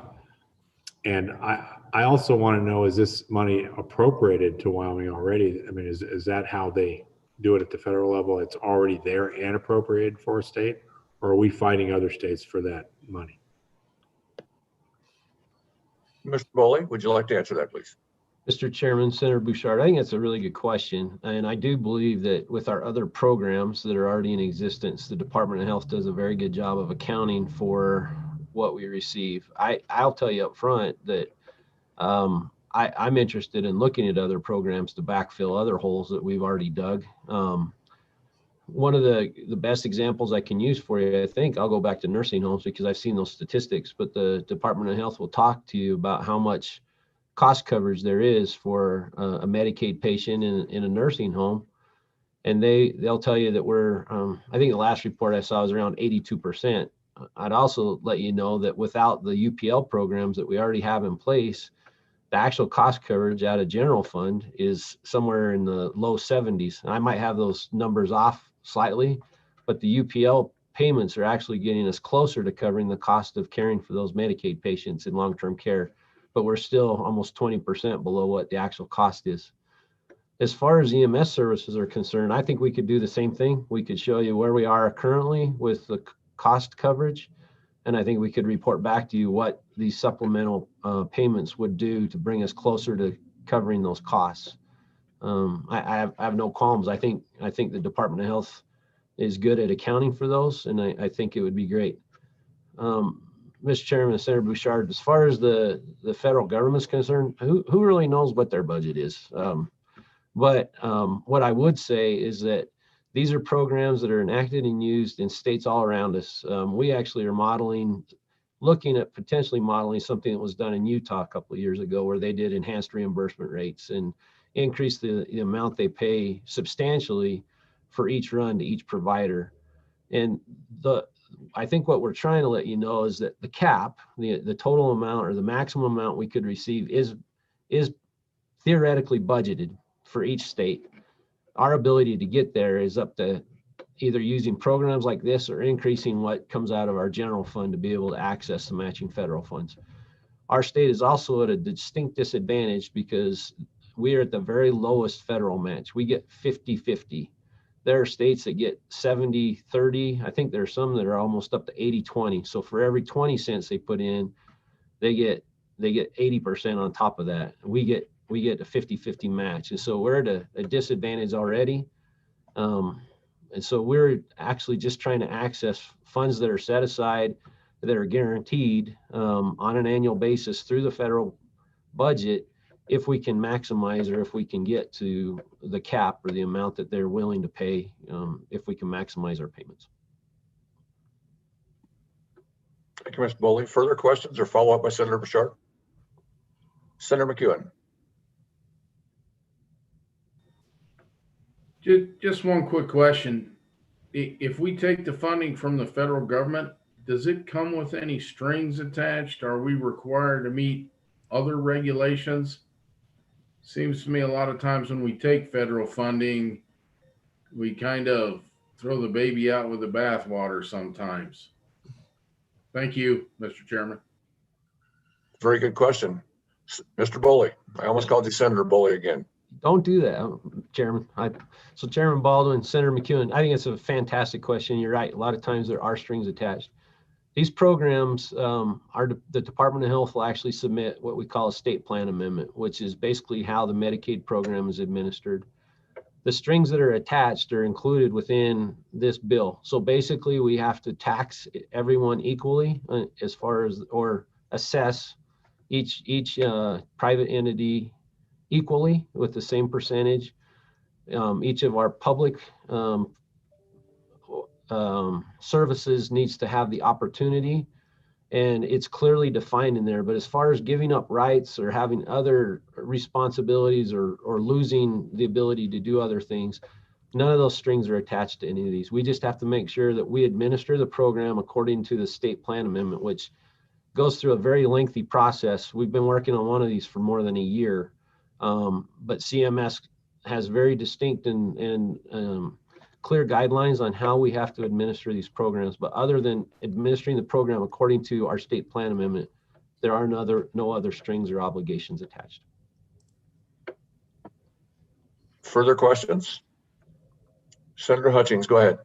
Thank you, Mr. Chairman. Mr. Boley, is that state plan amendment available for public viewing? Mr. Boley? Mr. Chairman, Senator Hutchings, we can get those for you through the Department of Health. So there's an existing state plan amendment for existing programs already. What this bill actually does is it authorizes the Department of Health to take a look at the two different models we talked about, whether we do an upper payment limit program or whether we do an enhanced reimbursement program. Once that's determined, then the Department of Health actually, and they'll have our help because Eric is, Mr. Weatherford is an expert in these matters. They'll have our help in creating the state plan amendment that will be submitted to CMS for approval. And then it's a process. Like I said, once they receive it, we're on a time period where they have to review it, and they either have to approve it within 90 days or they have to come back to us with additional questions. And it's a lengthy process. But to my knowledge, the state plan amendment itself is available. Those that have been approved by CMS. This state plan amendment doesn't exist yet because we need authorization to move forward with it. Mr. Boley, Senator Bouchard, you had a question? Follow up. Oh, Senator McEwen, or Senator Hutchings, go ahead. Thank you, Mr. Chairman. I'll make it quick so Senator Bouchard can get in. Just a quick follow up on what will happen if we say no now and give you time to get some things together and just see how this new administration is going to work. Could there be some hangups there? We pass a bill with such uncertainty. Just wondering if you've thought about that. Thank you, Mr. Chairman. Mr. Boley. Mr. Chairman, Senator Hutchings, actually, if you delay this, all it does is it creates more hardship on EMS services because we're losing opportunity to bring additional funding in. What we've seen in years past, we actually had more scrutiny under a Republican dominated Congress, and we've continued to see these programs approved and move forward. We actually believe that under the new administration that it might actually be a little bit easier to get done. So there aren't any concerns on our part. But CMS has, like I said, whether it's Democrat or Republican in the White House and in Congress, CMS has guidelines that they follow, and these are pretty well vetted as far as programs are concerned. I would just hate to see us lose an opportunity to this year to wait another year and see some of our EMS services fold. Thank you, Mr. Boley. Senator Bouchard, you had something for us? You're muted, sir. How about now? Can you hear me? We can hear you now. Yeah, it must have been the lag there. Thank you, Mr. Chairman. So since I sense some heartburn here, I'd like a question, or I got a question for Mr. Boley. So what if we were to put a sunset on this bill, and because we want you to really be able to come back and sell it to the legislature in the future that it's working? I mean, how do you feel about that? How do you feel about a sunset on this bill? Mr. Boley? Mr. Chairman, Senator Bouchard, I don't have any heartburn. I would have to defer to the Department of Health. I'm not exactly sure how the state plan amendment works. If we could do that, I actually am not worried about accountability at all when it comes to this. I think if you fail to do this, there are going to be immediate repercussions, and we'll see EMS services failing. I also think that we can take a look at the benefits that are created by passing this legislation. And if we need to revisit this one in the future with a sunset date, I'd be happy to come back to you again. Like I said, no one's going to get rich off of this. Nobody's going to get rich off of this. But what we are hoping is that we can keep some EMS services from closing. And actually, while we've been on this particular meeting, I just received notice that one of our small services in one of our rural communities is considering and probably will close their door within the next week or so. Thank you, Mr. Boley. Mr. Springer is anxious to talk. Go ahead. Chairman Baldwin, Senator Bouchard, what we've seen in the past on those type of things is either a reporting requirement, or we have seen sunsets in the past. Sunsets are a little bit more challenging because we cannot build a sunset into our state plan amendment. So if the sunset was executed and this program was not extended by the legislature, we would need to go through the process of submitting another state plan amendment to actually repeal the program. We're fully able to do that legally, that we can add a program and then repeal it, but it's not as easy as automatically doing it. We would need to go through and actually do another amendment with the federal government. So we've seen them in the past. Different programs have had a reporting requirement that we report for X number of years, and then it can be revisited. Or generally we ask that you don't make the reporting requirements permanent, because those built up over time. And at one point a few years ago, there was, I think, like 80 reporting requirements, and there was a whole repeal of them and a cleanup. But we're able to do either. So if sunsets or reporting requirements are pretty normal. Thank you, Mr. Springer. Follow up, Senator Bouchard. Thank you, Mr. Chairman. So did I hear that correctly? So, I mean, it seemed like the end of the answer there was the sunset wasn't that big of a hurdle here. I mean, I'm just worried that if we stack another program and then, I mean, I've seen it happen. We get this program in, we have a better idea and try to fix it later, and then nobody wants to do it because we already got another program in place. So that's my my desire here, is why I'm digging into this sunset. Mr. Chairman. Go ahead, Mr. Boley. So Senator Bouchard, I think what Jesse said is that a sunset date creates some administrative challenges because of the state plan amendment. And I think what needs to be realized is how difficult those really are and how time consuming they are. I would be open and happy if we put some reporting requirements in place for a period of time so we can show you the benefit of this program. And then I think you would have the purview and the authority as legislature to repeal this, and then the Department of Health would have the authorization or the direction from you to go submit a state plan amendment to stop the program. I think that might be a better way than a sunset date. And we can prove to you the benefit of this through reporting over the next several years, or whatever you deem is prudent and responsible. Thank you, Mr. Boley. I'm going to make a suggestion here. That's the chairman's prerogative. And that would be rather than a sunset date, to make a progressive reporting requirement. So we don't want to make it permanent because that becomes a nightmare, as Mr. Springer suggested. My suggestion would be to do a review or report perhaps in 2 years, another in 4. You can throw in whatever numbers you have when it comes time for amendments. That I would not suggest a single review, but I would suggest multiple, at least 2 reviews. And then if it's working, great.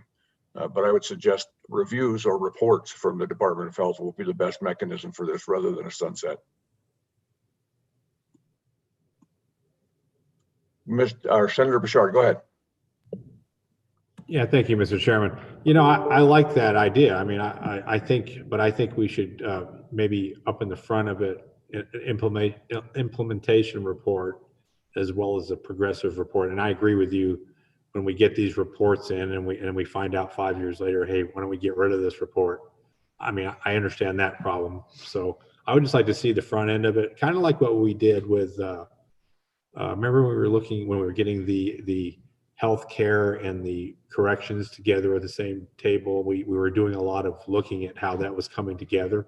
So I would like to just see some control there, or at least where we see what's going on, so that way we can feel better about it. So I think that's a great idea. I think Mr. Boley, he put some fingers up there, not a whole hand. Mr. Boley, do you have a comment?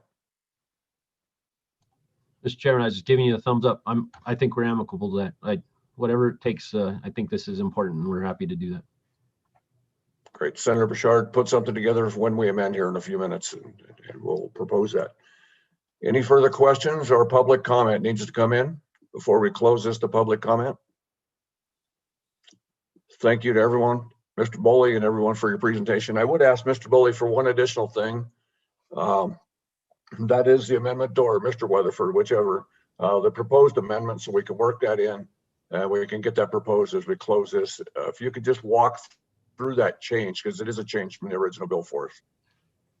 Mr. Chairman, if it's all right, I'll allow Eric to walk you through it. It's a lot of red, but it's very simple. It's just dividing the two different programs, the private and the public. But if it's okay, I'll let Eric walk you through it. Mr. Weatherford, if you go ahead and present that to us, and then at the appropriate time, one of the senators can propose that amendment. Go ahead, Mr. Weatherford.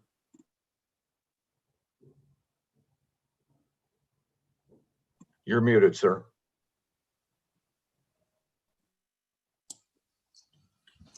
Thank you, Mr. Chairman. Sorry about that.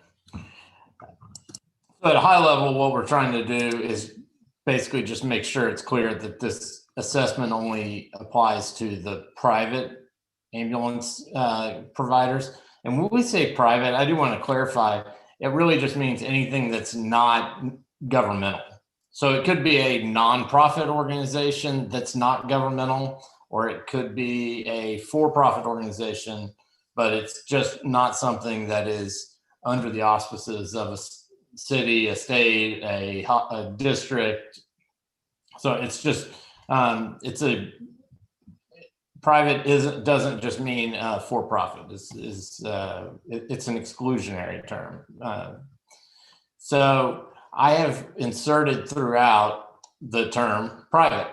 So in the recitals, I've added private. And if you want, do you want me to just go through where I've made amendments? Yeah, if you would, I think just if a committee would note that private is inserted in all the appropriate spots. The big thing being that on page 34, the large amount of red, if you could just walk through that. I think the committee can acknowledge that the private is inserted in all the appropriate spots. And just walk us through that page 34, the large section, if you would. Thank you, Mr. Chairman. There is also one spot on page 3 where we've enhanced the definition of private ground ambulance service provider to make further clear that it's not owned by a state or any political subdivision. So the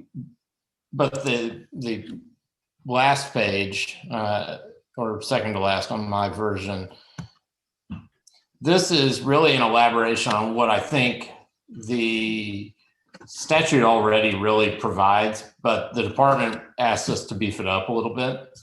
So this statute allows the department, or this section allows the department to enter into what's called intergovernmental transfer arrangements with qualifying facilities.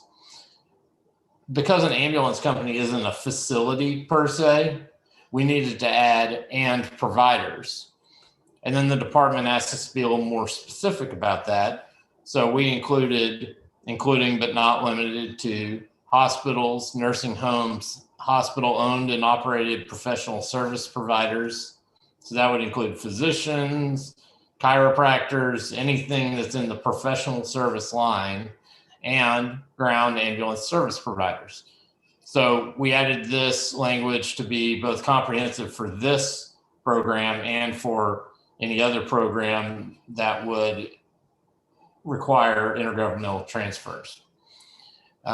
The additional language below is in red is designed to be a little more clear about what can be done with the money.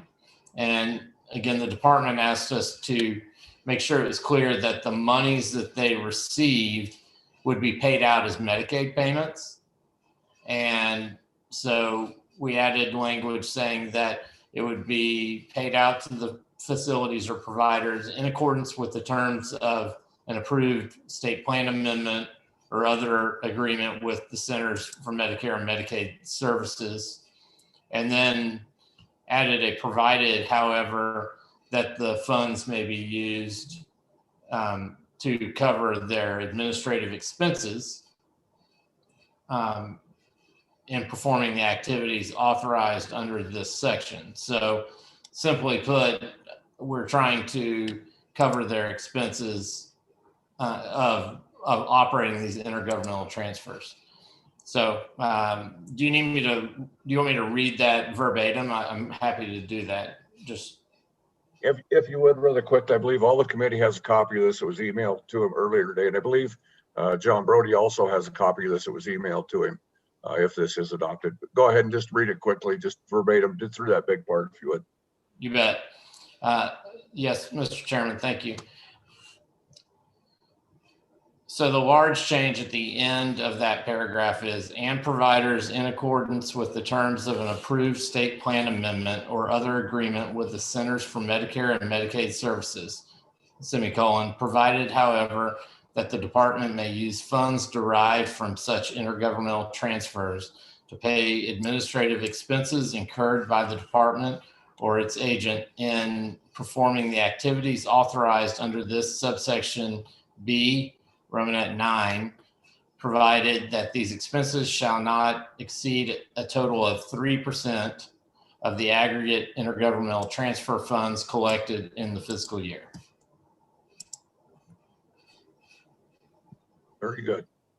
Any questions, or the committee pretty much understand that? When the appropriate time comes when we're working the bill, we can go. Oh, Senator Hutchins, you had a question. I'm sorry. Go ahead.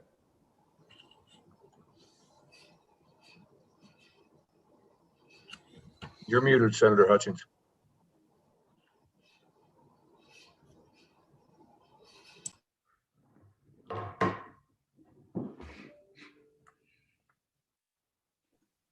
Senator Hutchins, you're still muted.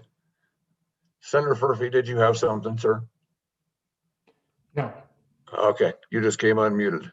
Senator Hutchins, are you having technical difficulties there?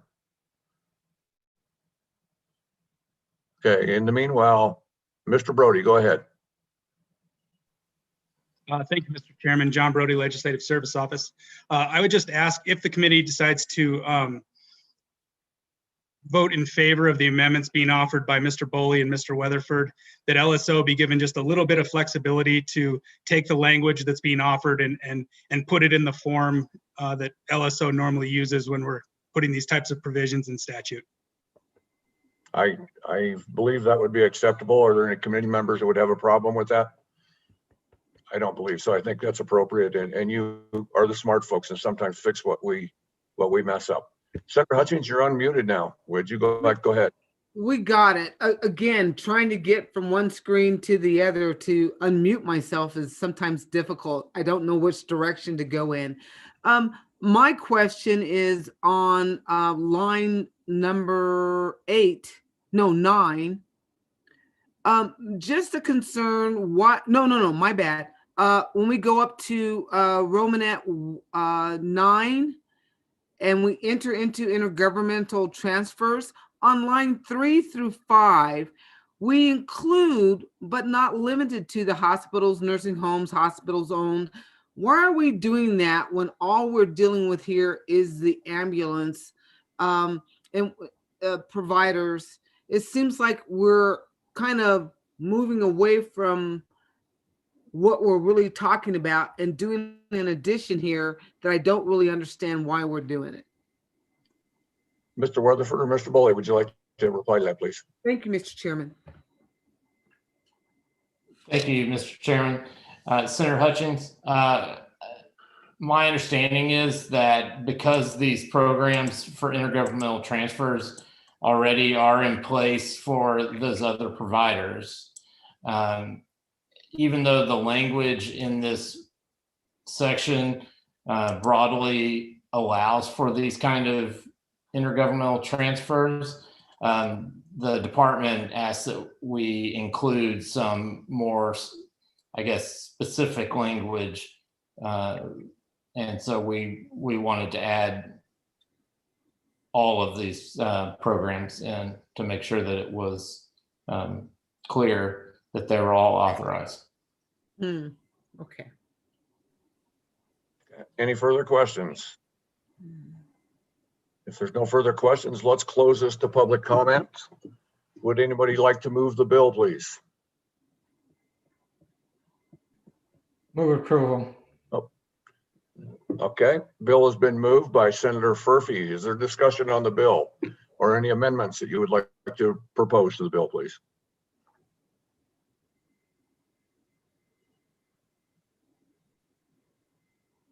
Would anyone like to offer either of the amendments, the amendment for review or reports that Senator Bouchard had discussed? Senator Bouchard, go ahead. Mr. Chairman, you know, I'd like to do a reporting amendment, but I'll wait until it's on the floor because I want to make sure that I get what I want out of it. So. I think that's a great plan, and I work with Mr. Boley or with the Department of Health and put together something. We can certainly do that on the floor. Worst coming to worst, if this does proceed and go to the House, we can do that in House committee as well. But we can do that going forward. Go ahead, Senator Bouchard. You know, Mr. Chairman, I want to explain where I'm going with this too. I'll vote yes to get this to the floor, but I'm gonna do a little more digging on this. I want to make sure that we're going to narrow this down. I mean, I just don't want it to grow into a bigger program. I mean, I understand that we've got, like I said, when people call an ambulance, I mean, I know I want it to be there myself. So I don't want to be the hindrance, you know, in looking for perfection here. But I want to make sure that we get to a point eventually that we're just going to narrow this down and make sure that we know where we're going in the future. So I will support the bill. Thank you, Senator Bouchard. And I would throw in some thoughts there in my thoughts, and then we'll go to Senator Hutchins, is that I think this is important enough, and we do have services failing right in front of our eyes, as Mr. Boley reported to us. And I know Sweetwater County certainly is in desperate straits, but I worry more about our small rural ambulance services, and we don't want to put them at peril. And I think we can refine this. And I would tell the committee this, that I would implore you, after we're done today, you look into any issues and really explore them further, because you're going to hear things in committee that are totally new to you. CMS is new. CMS is a big deal. You're going to hear it a lot. We apply for a lot of things at CMS, but I think this is a chance we can put this forward. We can refine it and do what we need to do with it. And I would certainly encourage the committee to go ahead and approve it. But, you know, vote your conscience, but let's do what we can. Senator Hutchins, go ahead.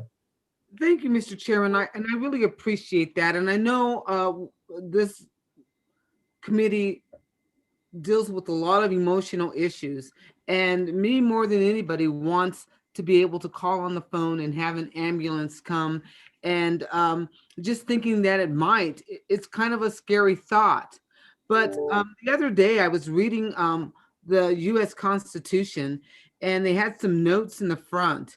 And this is something Thomas Jefferson said, and it really bothered me when I think about my job as a legislator. What am I doing? Am I being sentimental, or am I doing what's right for the state? Thomas Jefferson said, "I, however, place economy among the first and most important Republican virtues, and public debt as the greatest of dangers to be feared. To preserve our independence, we must not let our rulers load us with perpetual debt. I am for a government rigorously frugal, and simple.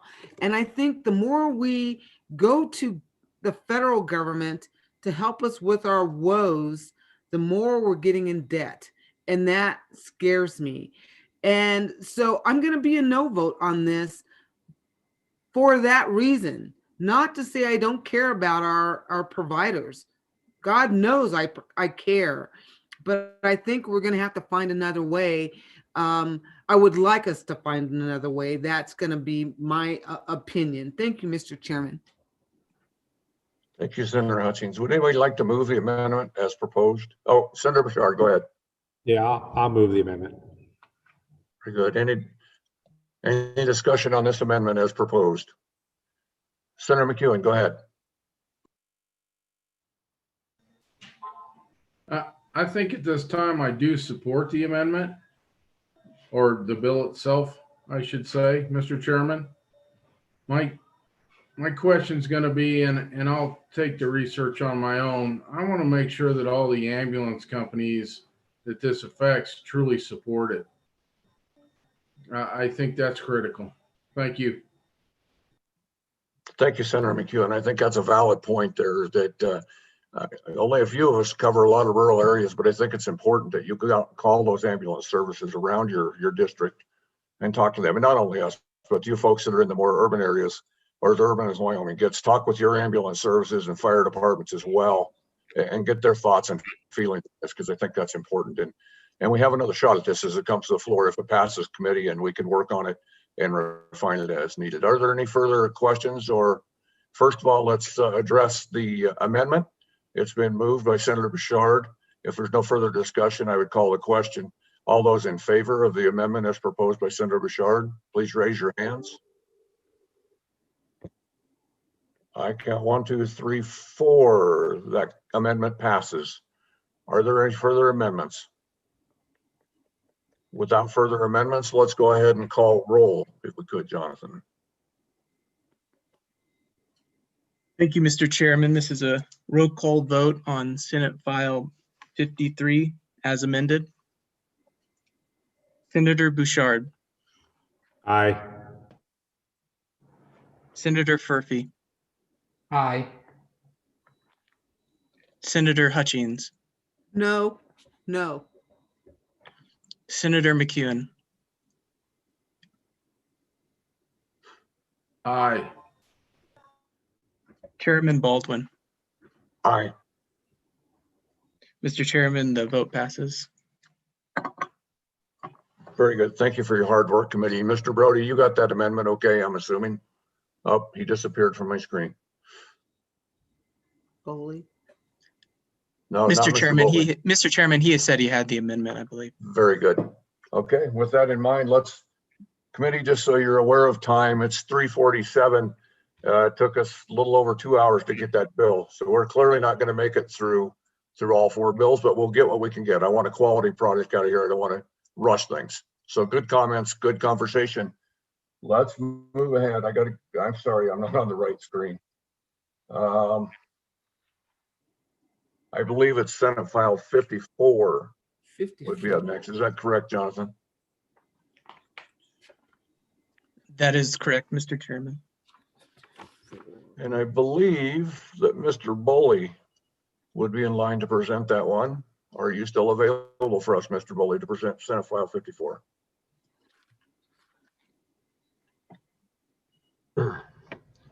Mr. Chairman, Eric Boley with Wyoming Hospital Association, and I can help introduce this. This is actually a department bill, but I sit on the Health Information Exchange Executive Council, and I think this has to do with the subscription fees that will be received in the future. If Jesse or Mr. Boley, I'd hold you up for 1 minute. I noticed that Mr. Springer was loaded up there. Yeah. Perhaps he would like to present the bill. Would be better if Mr. Springer, go ahead and present this bill for us, please. Chairman Baldwin, thank you for letting me back in. Let me get there.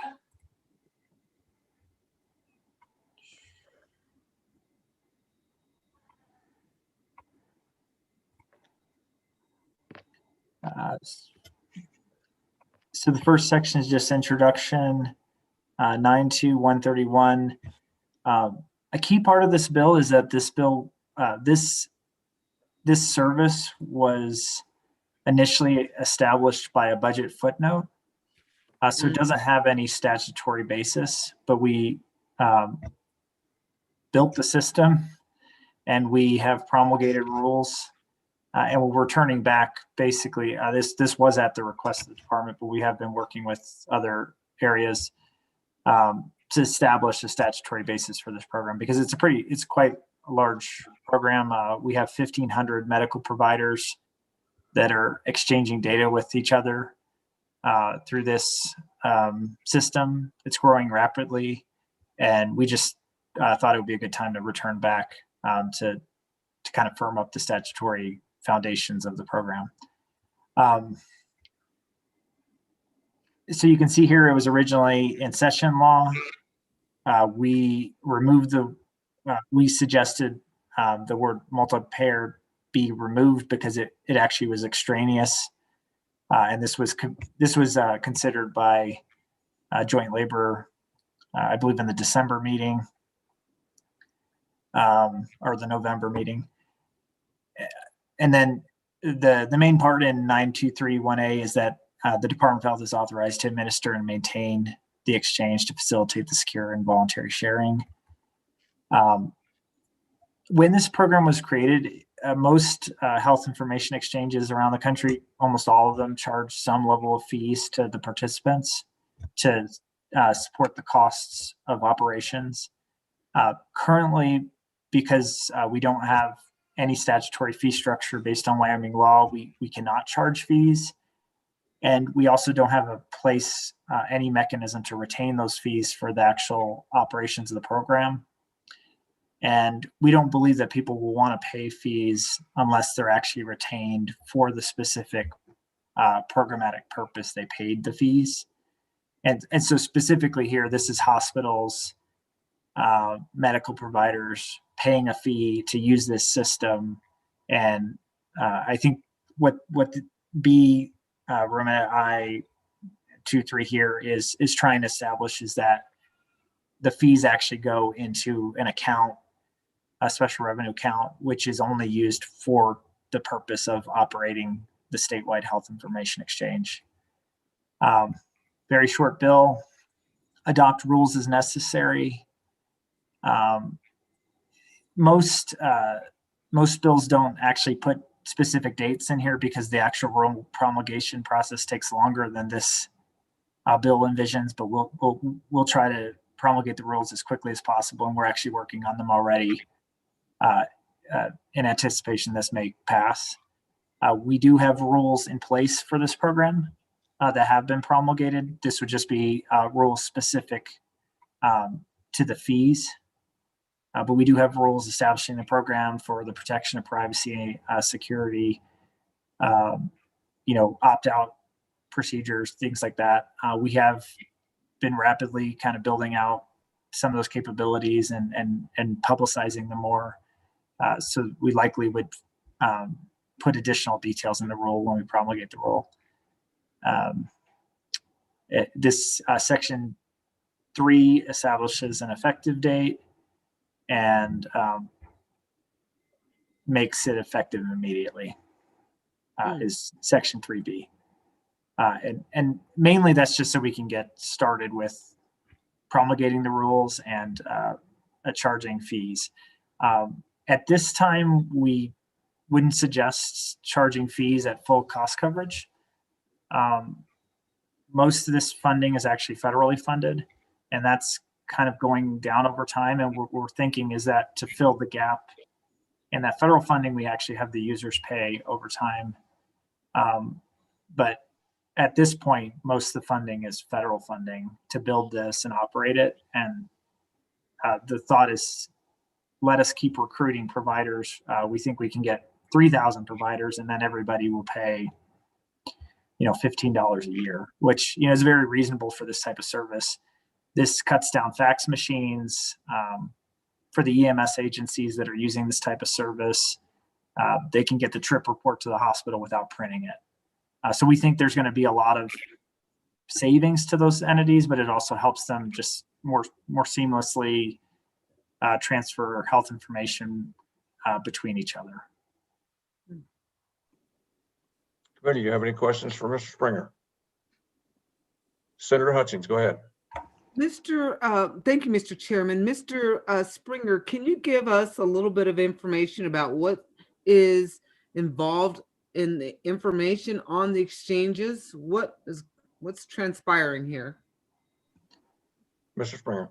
Chairman Baldwin, Senator Hutchings, this would be information contained in an electronic health record, and it's being transferred to another medical provider. And if for individuals that have not chosen to opt out, either with their medical provider or directly with the state Wi-Fi system. So we have a direct opt-out option that people can opt out, or you can opt out at your medical provider. But if you haven't done that and your provider joins this, it allows them to transfer records, from the hospital to the physician networks.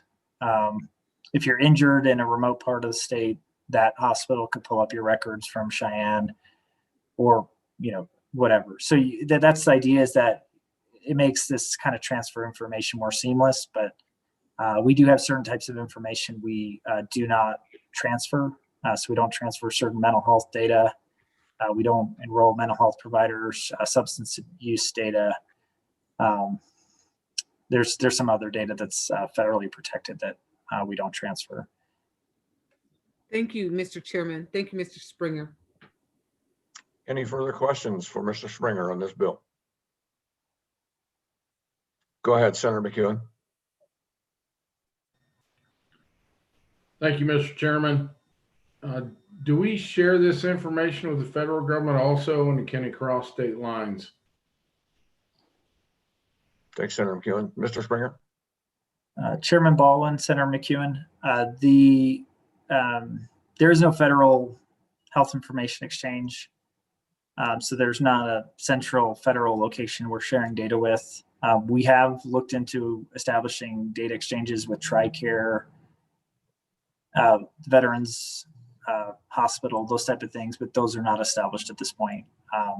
Mainly because we would have to connect to the whole federal hospital system. But, if you're a veteran, it would be very helpful for us to connect to certain veteran hospitals. So not a federal system, but we are trying to connect to the federal treatment system. From a state to state exchange, we have connected with Colorado, Utah, and South Dakota. And so if you are being treated in that state, they could make a call. They have to know they have to know a very good amount of information about you to make that call. So it's not like you can just look up Jesse Springer and you'll just get a ping. You have to know a number of identifiers, and then they could pull those records. And so what that helps with, if you move, or if you're injured in another state, or you're just going back and forth, which a lot of Wyoming individuals do for specialty treatment, their primary care can have access to those treatment that might be happening at a specialty center, either in a lot of cases, Utah or Colorado. Follow up, Senator McEwen. Mr. Chairman, no, I think you answered my question. Thank you, sir. Thank you. Any further questions for Mr. Springer? Mr. Boley looks like he wants to speak. Do you have something to add, Mr. Boley? Mr. Chairman, I would just like to add my support to this bill. I think it's necessary legislation. As I previously said, I'm Eric Boley with Wyoming Hospital Association, and I actually serve on the executive council for the Health Information Exchange. We've been actively involved in helping get this off the ground. Our hospitals are signing up all around the state to be able to easily share health information with one another as we try to streamline healthcare and create better continuity of care. The big concern here obviously is sustainability of the health information exchange. And so what this bill does is just protects the user fees that the hospitals and other providers will be paying in, so that we can sustain this into the future, and those funds would be readily available to take care of supporting the health information exchange. With that, I'd answer any questions, but ask you to please pass this bill. Any questions for Mr. Boley from the committee? I see no hands. Thank you very much, gentlemen. It looks like I don't see any blue hands up among our attendees. I don't believe there's anyone further unless they've got information to Jonathan. Do we know of anyone else wanting to get in and speak on this, Jonathan? Mr. Chairman, I do not know of anyone who's contacted me previously. Thank you very much. Senator Bouchard, go ahead, sir. Thank you, Mr. Chairman. Just for the new members of the committee, can we have someone explain the opt-in, opt-out function, just so, because we went over this a lot, and I just want to make sure everybody is clear. Thank you. And I know that's something that some people have probably received emails on. Mr. Boley, would you like to answer that question to run that through, or Mr. Springer, either one? Chairman Baldwin, Senator Bouchard, this was I think a hot topic in the fall, just working through the opt-in, opt-out. The system in most, so like 38, I think was the number, are built of these nationally are built around opt-out. And the reason that's done, and very few, I think there's 5 maybe that are built around opt-in. And the early ones were built around opt-in, but they actually became almost impossible to run because basically most people just didn't take the effort to opt in, but then when they needed their information, they weren't opted in. So the current system is actually built around opt-out. We provide a number of options for opt-out. Anybody who wants to opt out, we have a simple web form on the Department of Health website, or you can opt out right at your medical provider. And if you opt out once, you're opted out forever. So if you opt out at any provider or directly with the state, we'll opt you out of this system completely. We understand, and we did. There was a wave of these, and we opted out about 30 people that were, very concerned about their privacy. But then that was a wave of people, and then I think once our staff was able to explain, we got a larger number of calls than that. But we actually, once people understood the benefits of being in the system, a number of them chose not to opt out. But the basics of this is, if you're in the system, then your data can be transferred. But a lot of things you see on TV and that you imagine the healthcare system can do can only happen if you're participating. If you choose to opt out, there are risks to that. And we try to explain that, when you expect they might know your blood type, or you might expect they know what medicines you're on, they're not going to know that. And that's a risk you have. Or you might want your records or your care to be more seamless. If you've opted out, that might not happen. And you might experience, the fax machine where you've asked for your records to be faxed, and you ask again and you ask again, and they may never get faxed. So those are kind of what this is trying to help with, and also help, just different coordination between different parts of the medical system, which are quite disconnected at this point, unless they're part of one unified medical system. Thank you. Senator Furphy, you had a question. Yes, Mr. Chairman, thank you. Discuss the security of the system, about how someone could hack into it and hold people hostage for their information. Can you tell me about that, please? Thank you. Chairman Baldwin, Senator Furphy, we have, just from a security overall standpoint, we're have a number of security testing, a number of federal and national certifications that this system maintains, and so it's a very rigorously tested and maintained system, given that the information that it contains is extremely sensitive, and then each individual user can only pull a certain amount of records per day. So even if one of our users' accounts were compromised, they would still need to know the information that they were trying to pull. So they'd have to know key identifiers about the individuals they're pulling, and there would be certain flags thrown if they were trying to pull large volumes of people.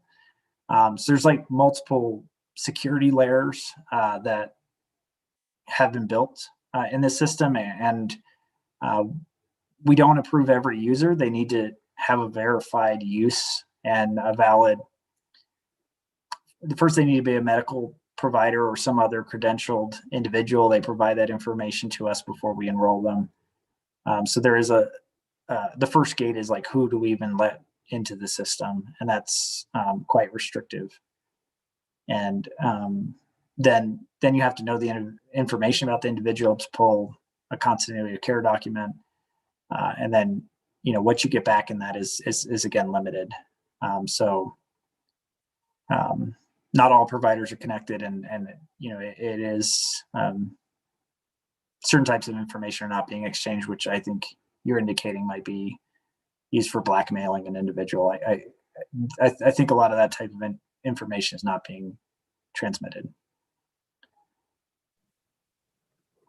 Any follow-ups, Senator Furphy? Very good. Any further questions? Senator Bouchard, go ahead, please. Sorry, I had to find my cursor. I tell you, I mean, the only thing that when you look at forms, so you're in as your provider, and you have a form and it has a lot of small print. The only thing that I would like to see, and I'm not saying I'm going to bring an amendment at this time, but I'd like to see a spec that says there has to be a certain size font and there's a checkbox. And so that's the only thing that I kind of see. I mean, especially, as someone who wears bifocals, I know that that's an important issue, whether they, opt out or opt in, or they're opted into something. So I think it's an important issue. And I think we should have some discussion about how that's going to be seen on a form, or even discussed at the provider level, So, and not that I want to create another thing that a provider has to do, but I'm sure everybody can see my point. Thank you, Senator Bouchard. Any comments on that before we go to Senator McEwen?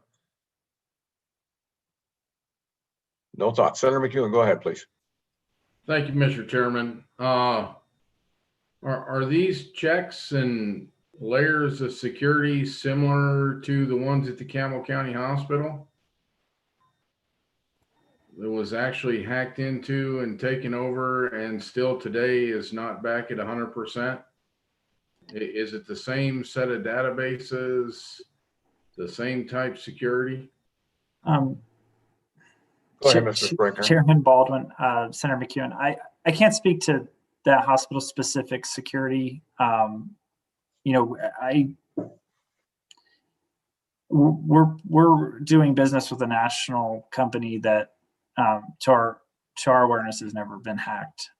But also we maintain a number of certifications that have external security testing and things like that.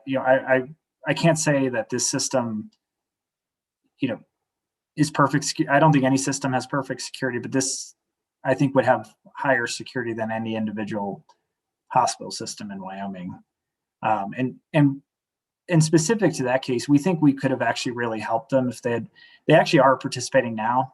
And one of the reasons they did join is if they had been participating, they could have pulled back their patient records, their continuity of care documents, and they wouldn't have had all their financial and billing information because we don't have anything to do with that, but they would have actually had the treatment records for the people they were treating. And we think we could have got them back up on their feet a lot faster by restoring basically their patient records to them that they had already would have been sharing with us. So that was actually a sales pitch to that hospital, and they have chosen to join since then. And so we do have security layers between us and the hospital, so you can only transmit certain information. But that was one of the sales pitches, and they found it quite persuasive that they would have had a backup to some of the records.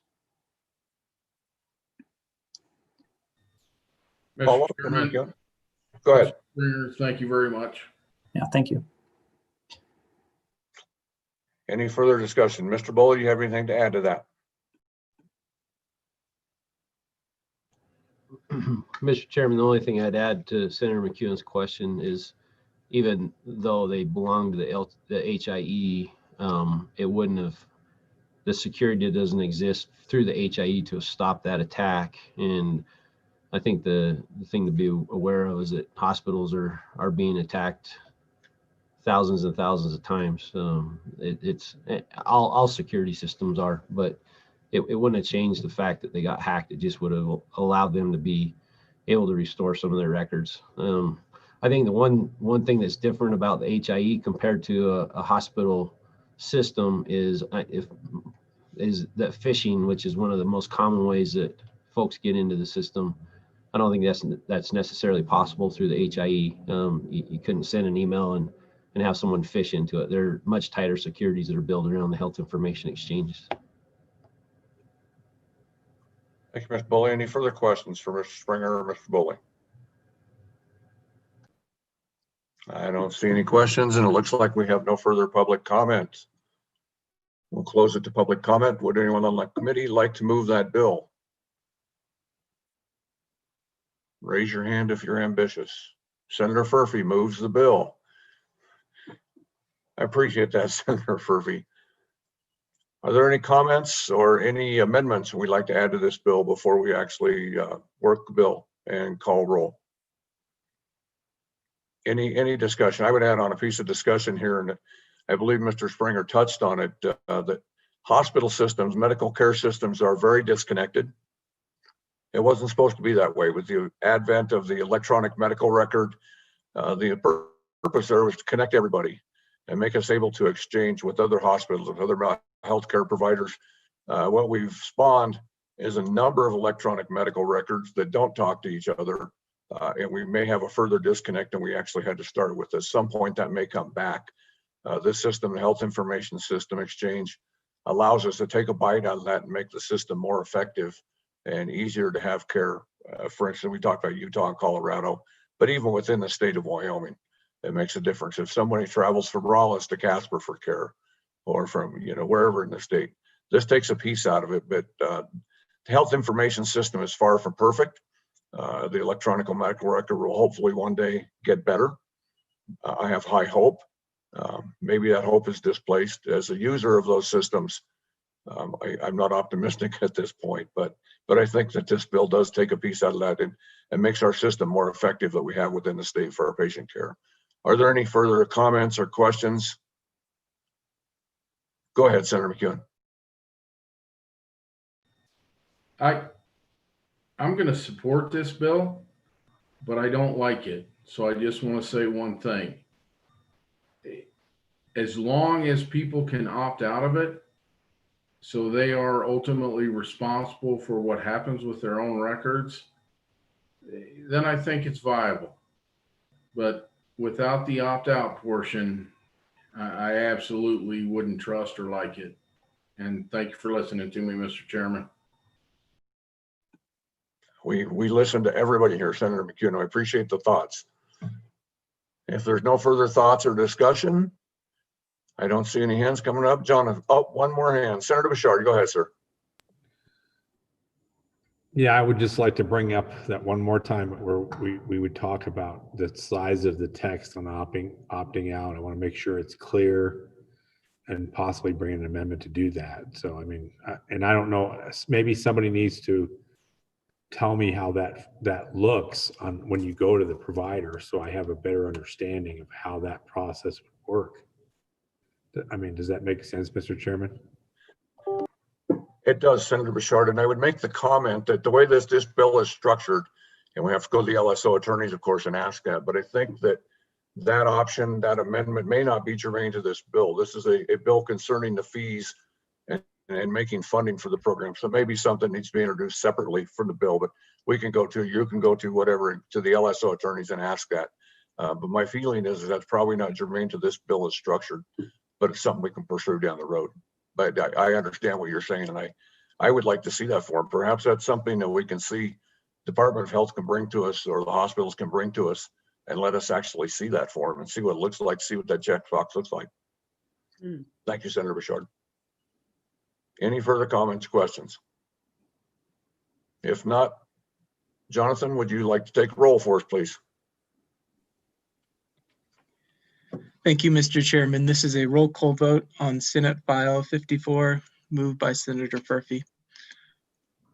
Senator Bouchard, Aye. Senator Furphy, Aye. Senator Hutchings, Aye. Senator McEwen, Aye. Chairman Baldwin. Aye. Mr. Chairman, the motion passes unanimously. Thank you very much, committee. Looking at my clock, we've just got a little over an hour left. There will be a hard stop. I think the next bill, which would be Senate File 51, is one we could work in an hour. If we don't, then we'll just take those two bills and continue them in February. Yeah. But if we could, I'd like to get through Senate File 51. It has a lot to do with COVID funding to put forward. The time is important on this one. And so if we could, I'd like to go ahead and move this one. If the committee's in agreement with that, shake your heads if you want to go ahead and work this one. I think it's valuable enough. We need to work it. Yeah. I see heads shaking. I like shaking heads. I don't hear any rocks rattling. Let's move on to Senate File 51. It's called Community Health Center and Rural Health Clinic Assistance. Jonathan, I don't know if we have anybody out there in the room that would like to present this to us. Perhaps the Department of Health would like to come forward with this one. We will, Mr. Chairman, I see one blue hand, two blue hands, so I think there are several people who will. Perfect. I believe Franz can probably present this for us.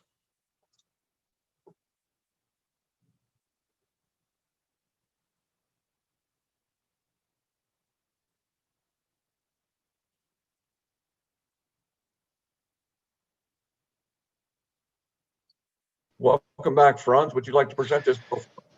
Good afternoon, Mr. Chairman, members of the committee. Again, my name is Franz Fuchs. I'm policy analyst at the Department of Health. The department did not request this bill per se. I believe the sponsor was from Joint Labor, Health, and Social Services, but I'm certainly happy to walk through it. Essentially what it does is you can see our existing authority under 92127 is under section 1. We have sort of a granting authority under the Public Health Division for community health centers. And this bill does essentially add Romanet 8, where you can say other grants made to community health centers and rural health centers under this section for a period prescribed by the legislature. So again, this is looking at community health centers and rural health clinics. So those are very specific types of providers throughout the state, generally providing primary care services, often to low-income residents. And this section 3 talks about how the department would have the authority under that section to award grants to those centers using CARES Act funding. And the CARES Act funding, you can see under section 3A, would be used to cover expenses incurred in response to the public health emergency caused by COVID-19, or to improve the state's healthcare delivery system and infrastructure, including major renovations or capital construction of facilities. So we would, under the rules and grant application procedures that we develop under Part D or Section D, kind of further down, we would obviously adhere to the requirements of the statute. Talking, you can see in B and C what we're talking about. The grants have to be less than $400,000. We're talking about community health centers, which are described in C, Romanet 1, A, and B, which are both sort of these federally qualified health centers or rural health clinics, which is the big A. And B is community mental health centers. So we do have a series of approximately 12 community mental health and substance abuse centers around the state. You all may know them as from the WAMSAC Association. Those would be those community mental health centers under B. And then you can see rural health clinic and Romanet 2. So those are the types of providers that would be serving. Again, the grants would be limited to $400,000 and would have to be related to COVID-19 expenses. So we would have to obviously set up a process where there would be some attestation that those funds were expended for those purposes, and we would provide those grants according to those emergency rules under Section D. And then, of course, Section 4 talks about appropriating the funds designated by the governor, and Section 5 is the bill's effective immediately. Obviously, the CARES Act funding was extended throughout the end of 2021, so there would be more time to disperse these grants. I know that that was in question. The CARES Act funding previously did expire in December of 2020, but that has been extended, so we would be able to get the money out this year. And with that, Mr. Chairman, I'd try to take any questions, but again, I might have to, depending on the detail, may have to defer and get back to you if there's any really specific public health related questions, public health division related questions. Thank you, Franz. We appreciate that. Are there any questions for Franz? There's one. Senator Hutchings, go ahead. Thank you, Mr. Chairman. Franz, I have a problem with acronyms being used and not explained. I believe you mentioned the WAMS Act. It's so important being on this, new to this committee and being retired military. You always explain what an acronym means and then go from there by using it. Can you explain the WAMS Act for us, please? Franz, go ahead, please. Mr. Chairman, Senator Hutchings. I apologize for that.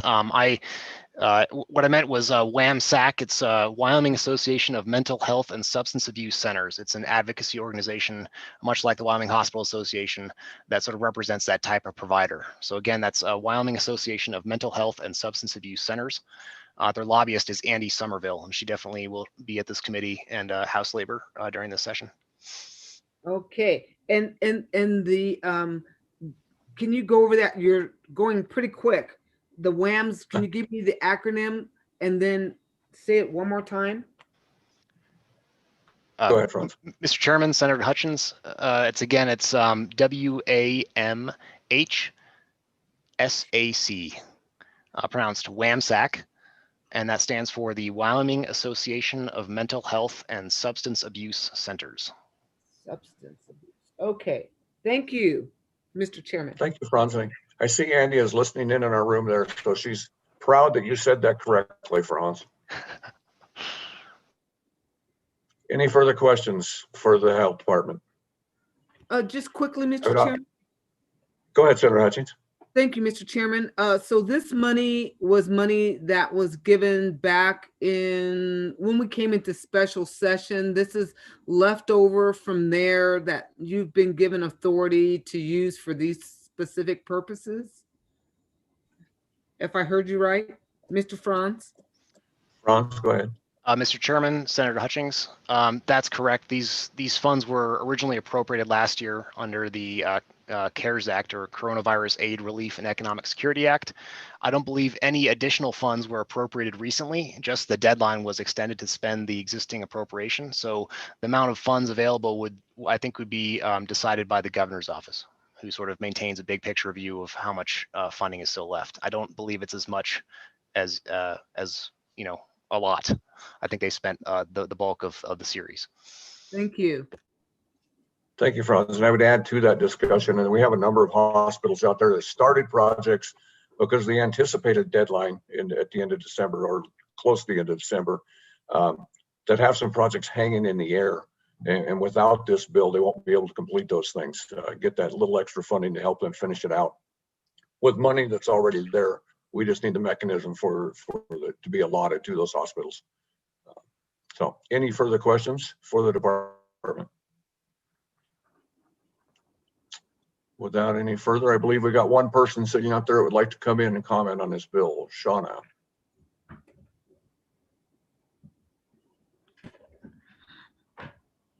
Shauna, welcome to Labor and Health.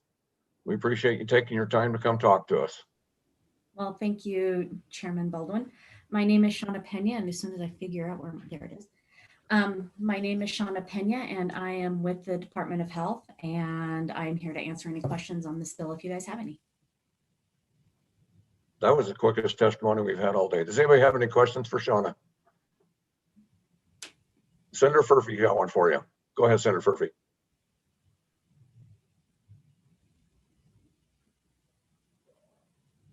There we go.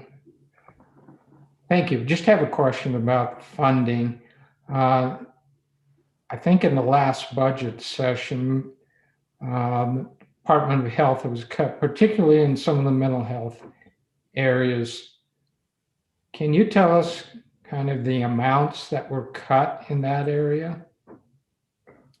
I'm not able to, Chairman Baldwin and Senator Furphy, I'm not able to, sorry, answer that question. I'm with the Public Health Division, and I'm not sure what the Behavioral Health Division cuts were. I do know that this bill would allow some, so if there was some building that the mental health, community mental health centers did need to do, that this COVID funds could assist with that. Some of the, especially the residential treatments, from what I understand, did want to try to put in rooms where they were able to isolate those that might be coming in with COVID that did need some assistance. So that's what these funds could be used for with around the community mental health centers. Thank you, Sean. I see Franz missed us and he rejoined us. Can you enlighten us further, Franz? Mr. Chairman, members of the committee, to your question, Senator Furphy, any cuts that would have been made to the community mental health centers, you would find them under our Department of Health. And again, units, let's see, 2506, 2507, 2508, and 2509. So if you're looking at the budget, those would be the relevant units. They're largely state general funds. They had been cut in the past. We're cutting them again as we go through the step 2 and step 3 COVID reductions, COVID-19 related, and of course budget crisis for reductions that were submitted to JAC through the governor. But those would be the relevant units that were affected, and you can I'm sure get the history of that funding over time. But generally speaking, it's been approximately $100 million a biennium combined. Thank you, Mr. Chairman. Senator McEwen, go ahead. Thank you, Mr. Chairman. Franz, a quick question.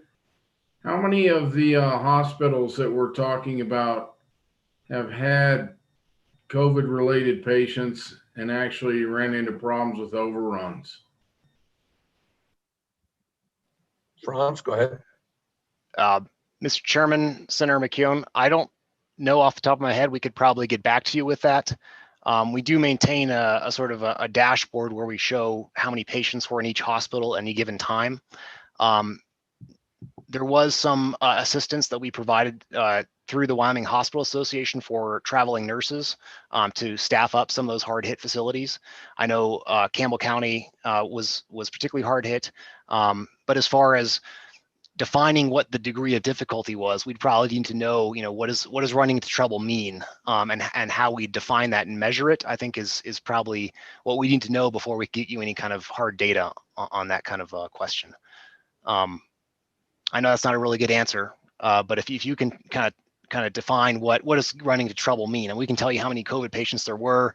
I'm sure Mr. Boley from the Hospital Association could tell you kind of what degree of staffing shortages hospitals may have found. We can probably get at the end of the day maybe some, how many people may have died in those hospitals, but knowing, what. I guess I'm running my mouth too much. I apologize. I'll just stop there. Mike. Senator McEwen, any follow-up for that or clarification? Mr. I'm sorry. Chairman, and Franz, is it okay if I call you Franz? Mr. Chairman, Senator McKeon, that's absolutely fine. My concern with COVID-19 and all the funding that's related to COVID-19 is in the last 3 years, the smallest death count we've had in the state has been this one during the COVID pandemic. But the good thing is it cured the flu and it cured pneumonia. And my concern is we're using COVID money and relating everything to COVID. And if we don't quit that, COVID's going to last forever because it's a funding source. Mm-hmm.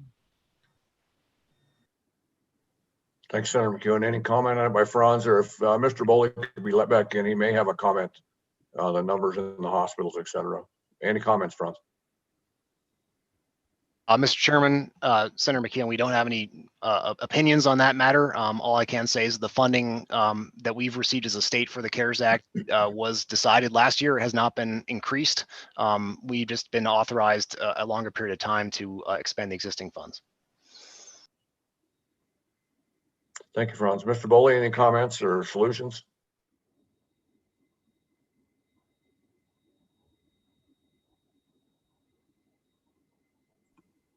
Mr. Boley, are you with us?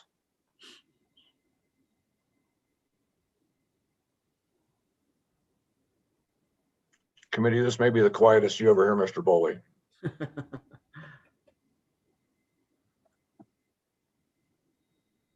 We'll give him a couple more minutes here. Senator Hutchings, go ahead with the question.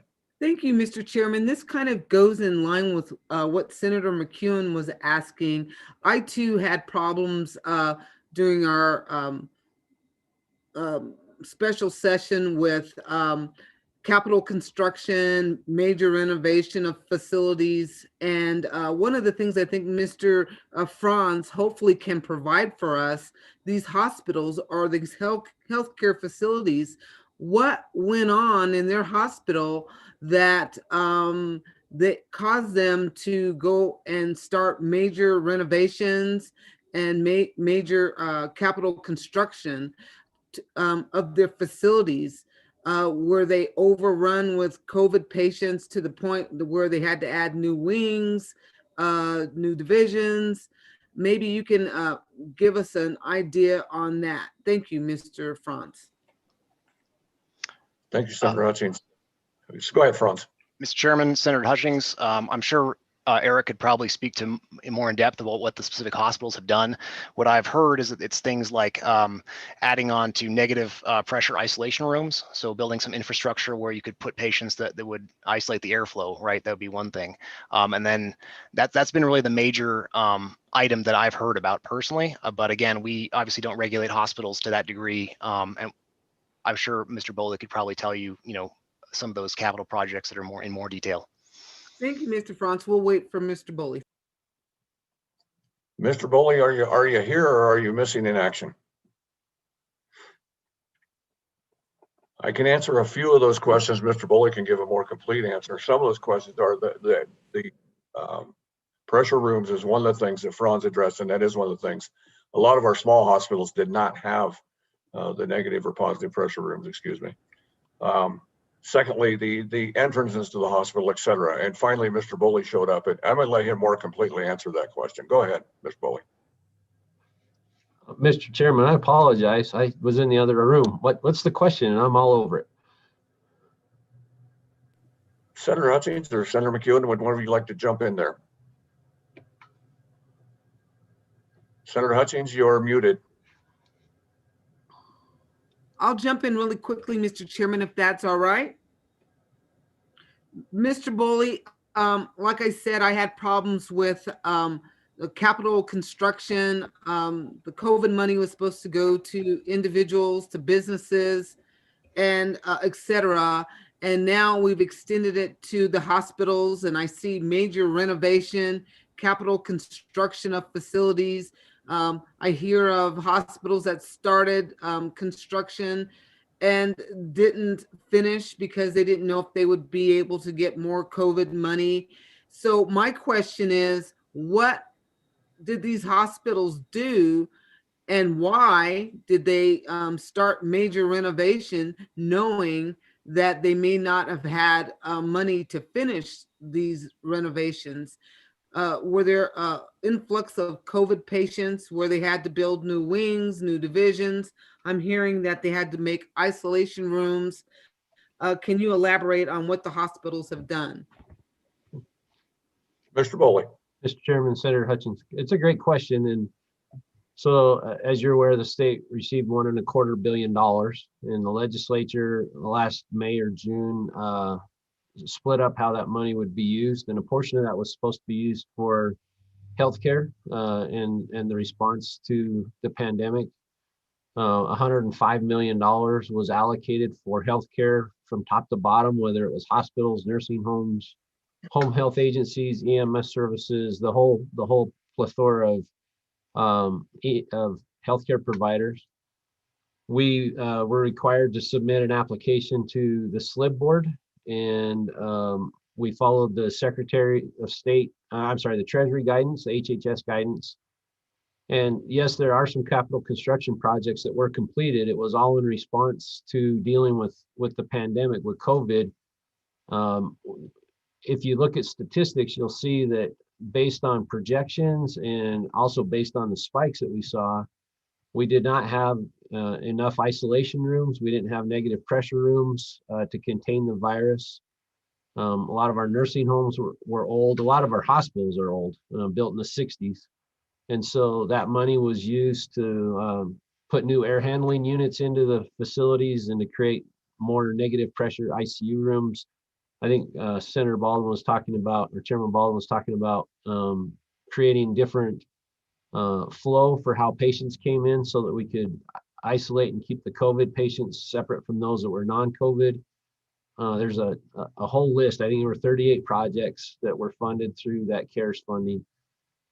Most of it was done, but one of the issues that we ran into is as things really surged and spiked in October, November, December, and we saw 200 plus hospitalizations around the state.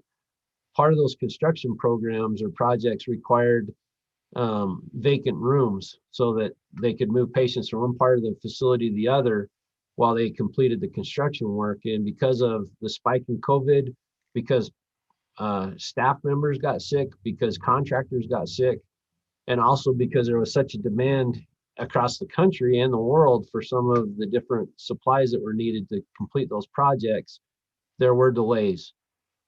To my knowledge, almost every one of our projects was, if not complete, close to being completed by the end of the year. And that was according to the guidance that we received from HHS. One of the things that that I pretty much felt completely comfortable with, that Congress would act and extend the deadline, which they finally did, but it was very late in the year. And so we still have another year now under the Treasury's guidance to spend whatever remains of that $1.25 billion. So there are a few projects that are 90–95% complete that need to be finished, and that's because of delays, either because of supplies, contractors were sick, or because COVID made it impossible for us to finish those programs or those projects. I don't know if that answers your questions or if you need more detail, Mr. Chairman. Senator Hutchings, follow up. Thank you, Mr. Boley. That did answer my question. Is there a possibility that we could get a list of all those projects just to have and see? I think that would be nice if you could do that. Other than that, I'm not fine with the projects, but that's just me personally. But I thank you for your response. Mr. Chairman, I do believe that OSLI and the SLIB could provide that list. I think the only thing I would add is that this is uncharted waters for all of us, and I think a lot of those projects were definitely necessary, and they'll prepare us now and into the future as we continue to battle not only this, but what may come in the future. Thank you, Mr. Boley. And I would add to that request is I would like to see at some point down the road, not a very detailed list, but a list of number of hospitals in the state that actually were affected by having COVID patients, hospitalized, and just see exactly. I don't think we need a number that says X hospital had 20, et cetera. But if there are any hospitals that were unaffected, I would be interested in knowing how many of our hospitals actually saw COVID patients or hospitalized COVID patients. Mr. Chairman, I think that's available through the state reporting that's updated daily. I can check with the Department of Health. Shauna can probably help me with that, but I'm sure we can provide that information as well. Okay. If you would mind taking a look into our next meeting, we can talk about that briefly. I believe Shauna wanted to say something. I've seen her just jump into her microphone. Chairman Baldwin and members of the Senate, I just want to clarify that this legislation already exists for the Wyoming Primary Care Support Act, which already provides grants to new and existing community health centers and rural health clinics for capital construction, startup costs of a new clinic, or existing clinics to expand the population served, or possibly initiate new services or comply with quality criteria. What this bill is doing really is adding in that we can use COVID funds or other funds in the future that we might get into the state in order to do some of the necessary costs that might come up for building and all that. But the Primary Care Support Act already is in existence. This bill is really to help to include the community mental health centers because they were not included before. So it includes them in the capital construction or to initiate some of these new things. And to be able to, if we have something like this happen again, or we have an influx of federal funds, that we could move the funds to this in order to grant these programs the ability to do these services that they need. So that's all I have to say. Thank you. Thank you very much. That's a good clarification. Thank you very much. Is there any further comment? I noticed that, and actually, Jonathan, if you want, just let everybody in out of the waiting room. There's not that many folks out there now. Let's just bring everybody in and we'll have a kumbaya moment. Ms. Somerville, did you have a comment on this? Thank you, Mr. Chairman. I appreciate it. I'll try to be brief today. Andy Somerville, I'm the Executive Director for WAMSAC, which is the Wyoming Association of Mental Health and Substance Abuse Centers. I want to welcome the new committee members. I'm sure we'll be seeing each other frequently. We rise in support of this bill. I think that Ms. Pena explained what I was going to try to clarify very well in terms of using this bill, basically enabling us to use other funds, either COVID-19 or other funds that become available to help fund these projects and services. I can give the committee a little bit of detail about kind of the situation that the mental health centers have experienced during COVID and the challenges that that's kind of brought in terms of our facilities. We have had some challenges in terms of, for our residential facilities, is probably the biggest. During COVID, when we started back in the spring, it became a very apparent and necessary that we reduce bed counts and try to spread patients out throughout the facility as we were kind of learning about COVID. As we got later in the year, and we started to see some spikes in Wyoming. Those spikes certainly hit our residential mental health and substance abuse facilities that are out there. I would say the November and December were particularly bad. And so they've been kind of placed in a situation where one particular center has had to order what I would call the kind of travel trailers you would normally see on a construction project, or temporary mobile homes that you can set down on a leased short-term basis to be able to provide for an additional quarantine unit. We have had a number of COVID positive patients that have had to be quarantined at our centers. And I just want to clarify for the committee, we do not provide hospital services. We provide mental health and substance abuse services. So when a patient comes in and they're COVID positive, they can stay at a facility depending on the facility's particular policy. And most of the facilities have been letting them quarantine there unless medical conditions develop, and then they have to be moved over to a hospital with more appropriate care, even though they're primarily a mental health or a substance abuse treatment patient. So similar to what Mr. Boley described, we had 3 projects approved through the SLIB board initially in the late fall to try to help address some of these things. One I would term is capital construction, and that was a relatively small, I think it was about $20,000 project to kind of rehab a couple of rooms to make a room large enough to allow people to actually come back inside in the winter. Our centers provide a significant amount of group services, and we're trying to balance the requests of clients to still receive in-person services with public health requirements and public health guidelines. We've been using a lot of telehealth, but there are just a number of clients out there that don't like telehealth or would prefer to receive their services in person. And so that we had one facility apply for that grant. And then we had 2 grants for those temporary type trailers. We think it's important to move this legislation forward so that we can take advantage of any money to help address some of these issues in the long term. I think that's something, as Mr. Boley described, we're still kind of in that little bit uncertain situation. We don't know how long we'll be dealing with the pandemic. We don't know long term what how those public health guidelines will affect what our centers need to do in terms of best practices for health and safety for especially for our residential centers.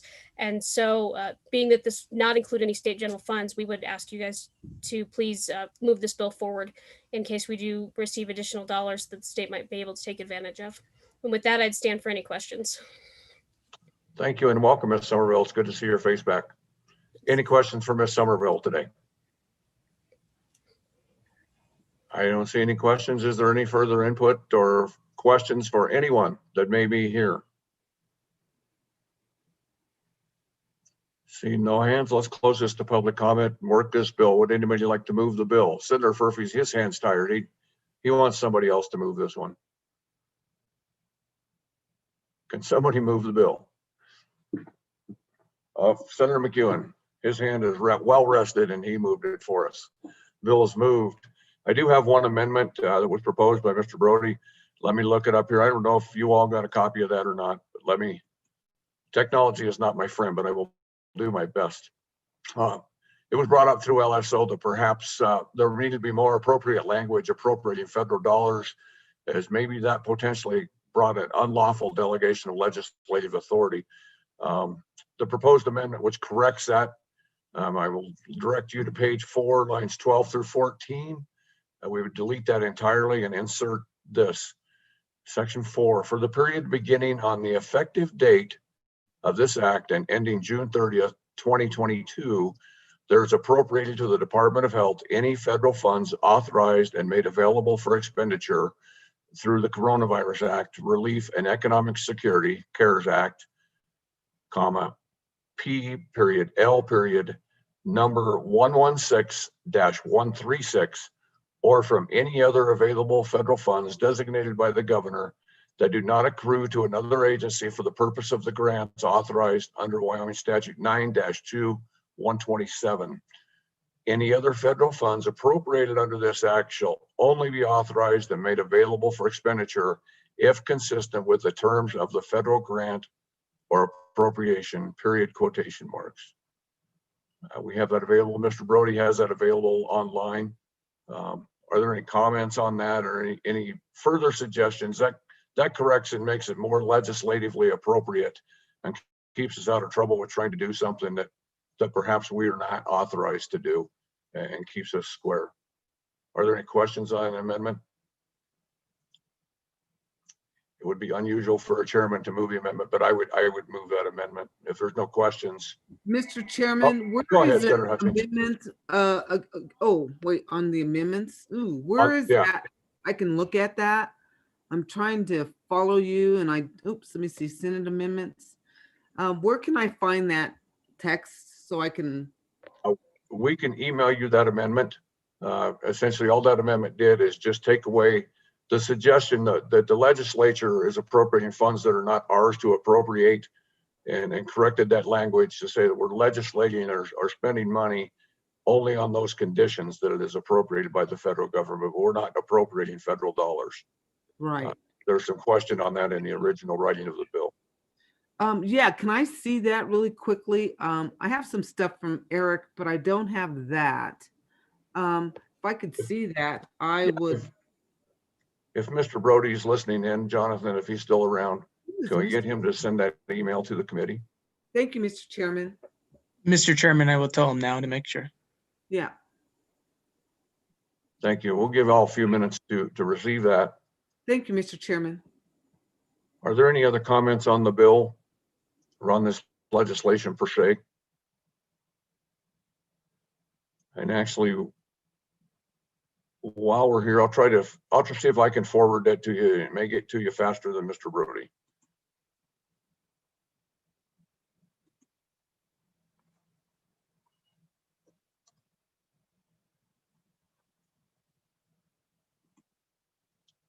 As I told you, technology is not my friend, but I'm doing my best here.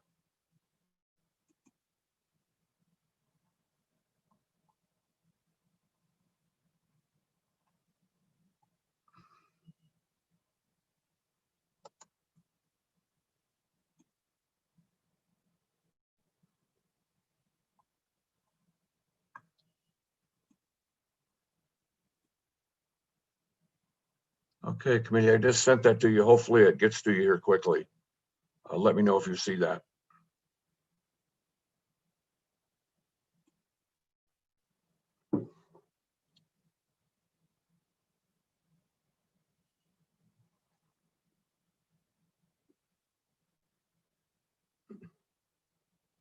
It arrived. Okay, great. Take a minute and look over it.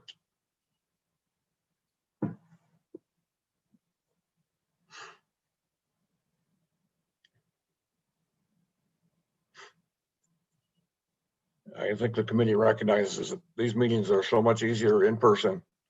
And we're certainly looking forward to that day when we can sit at one table and get this work done. It's a lot easier. I appreciate, I've gained some skill in doing Zoom, but I'm pretty much ready to get back to some impersonal touch. So for those who are questioning, this committee work moves better and I believe is more effective when we get in person, but we're doing a pretty darn good job with what we got. So thank you.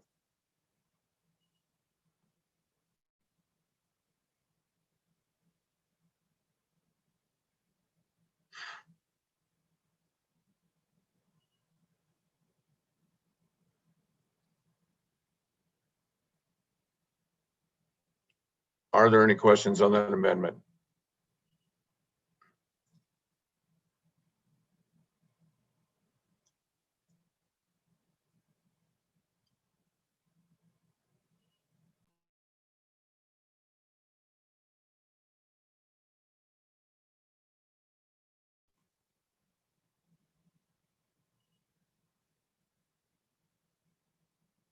Senator Hutchins, if you're speaking to us, we can't hear you.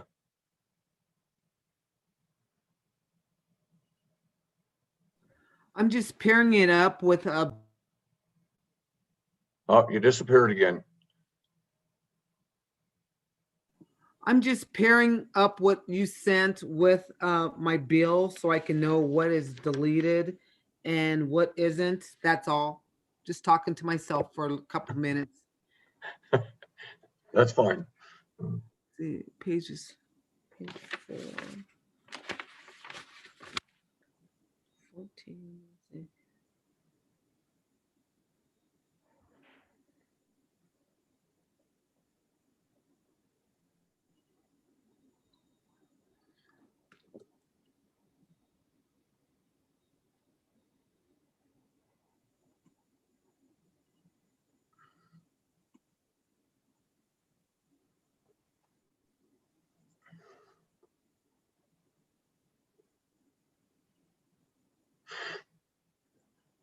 Mr. Chairman? Go ahead, Senator Hutchins. So with this addition, what we're saying basically is that if any other funds come through, they have freedom to pretty much use it and spend it. I believe, Senator Hutchins, that this amendment simply clarifies the way that the money is appropriated. Gotcha. Somebody else could correct me if I'm wrong, but I don't think it changes the intent of the bill. I just think it changes the language and how the money is appropriated. It makes it more appropriate and make sure that we're correct in the way that we're doing it and not doing something illegal. Gotcha. Thank you, Mr. Chairman. Any further questions on the amendment? If not, I would call for the question on the amendment. All in favor of the amendment as proposed, please raise your hands. I see 4 ayes. All those opposed? 5. Five. That amendment passes. Are there any further questions on the bill? Don't like it. Okay, if there's no further comments or questions on the bill, Jonathan, if you could call roll, please.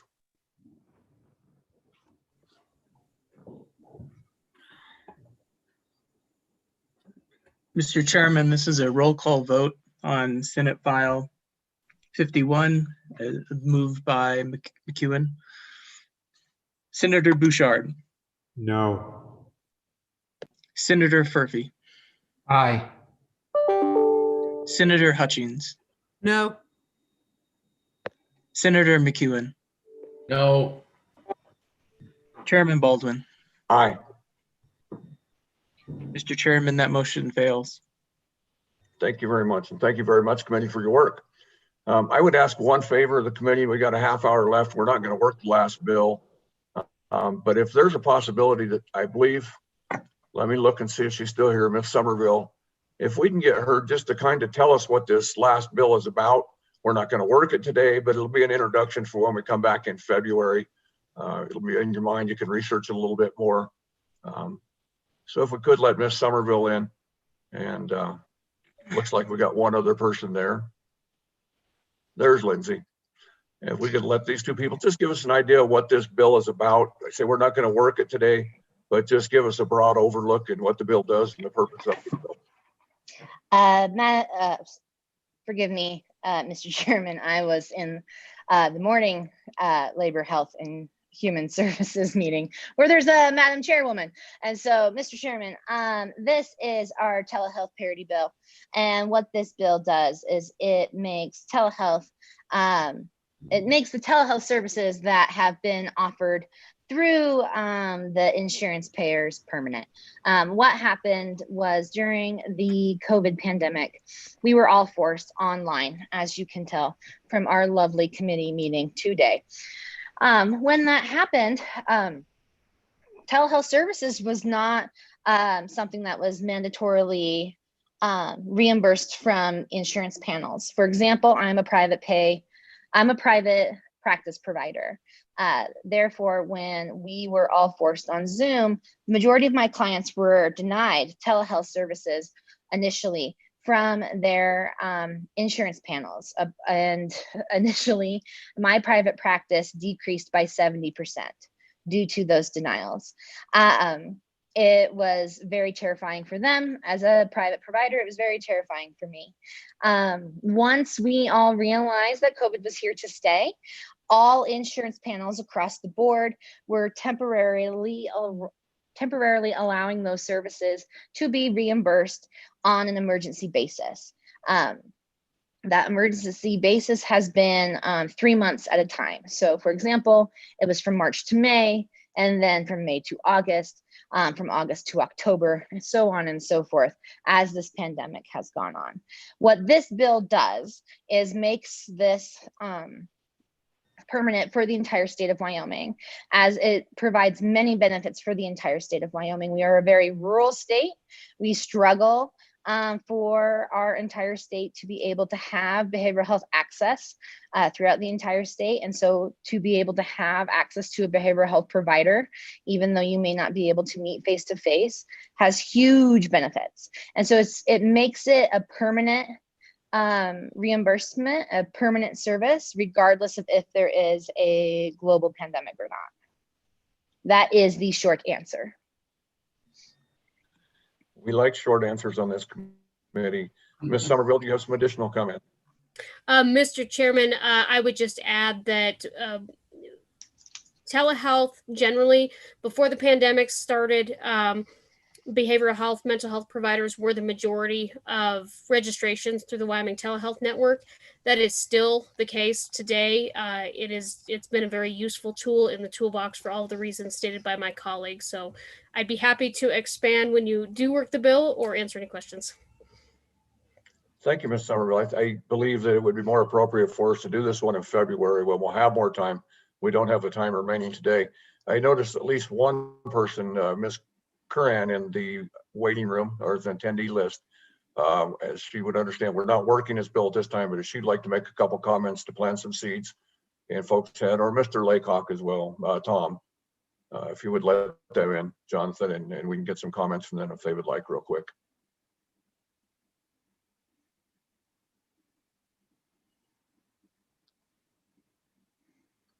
Tom, if you would like to go ahead and give us some introduction and just give us some quick comments and let the committee know your stance. And we'll be working this bill in February. Thank you, Mr. Chairman. Ladies and gentlemen of the committee, welcome to my den. I'm with the Associate State Director for AARP Wyoming. My name is Tom Laycock.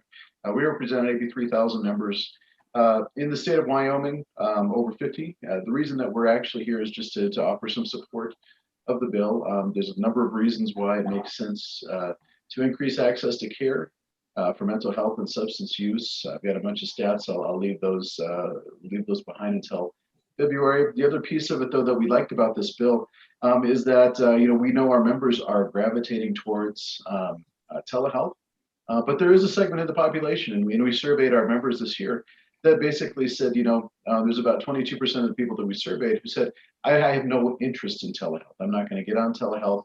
If you can get me on a telephone, that would be great. And so one thing that we did like about this bill originally is the fact that it offered a telephone only option as well. So that was just going to be, those were going to be our comments. I'll leave the rest for February. But thank you for the opportunity. Very good. Thank you for those comments. Wendy, would you like to go ahead and introduce yourself and give us some overview? Save the important stuff and the real heavy stuff for February. Go ahead. I will.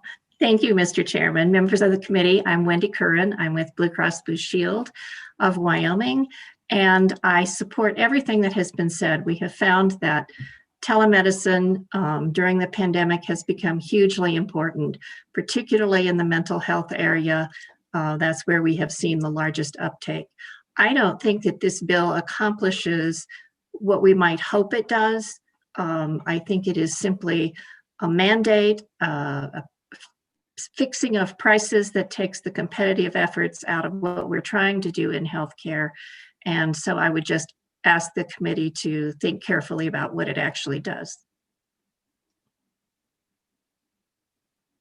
Thank you, Ms. Curran. And that provides a little bit of food for thought for the committee members. I don't think there's any need for much discussion right now, but we would certainly invite all these folks back, and they'll all be there. They're there at every meeting.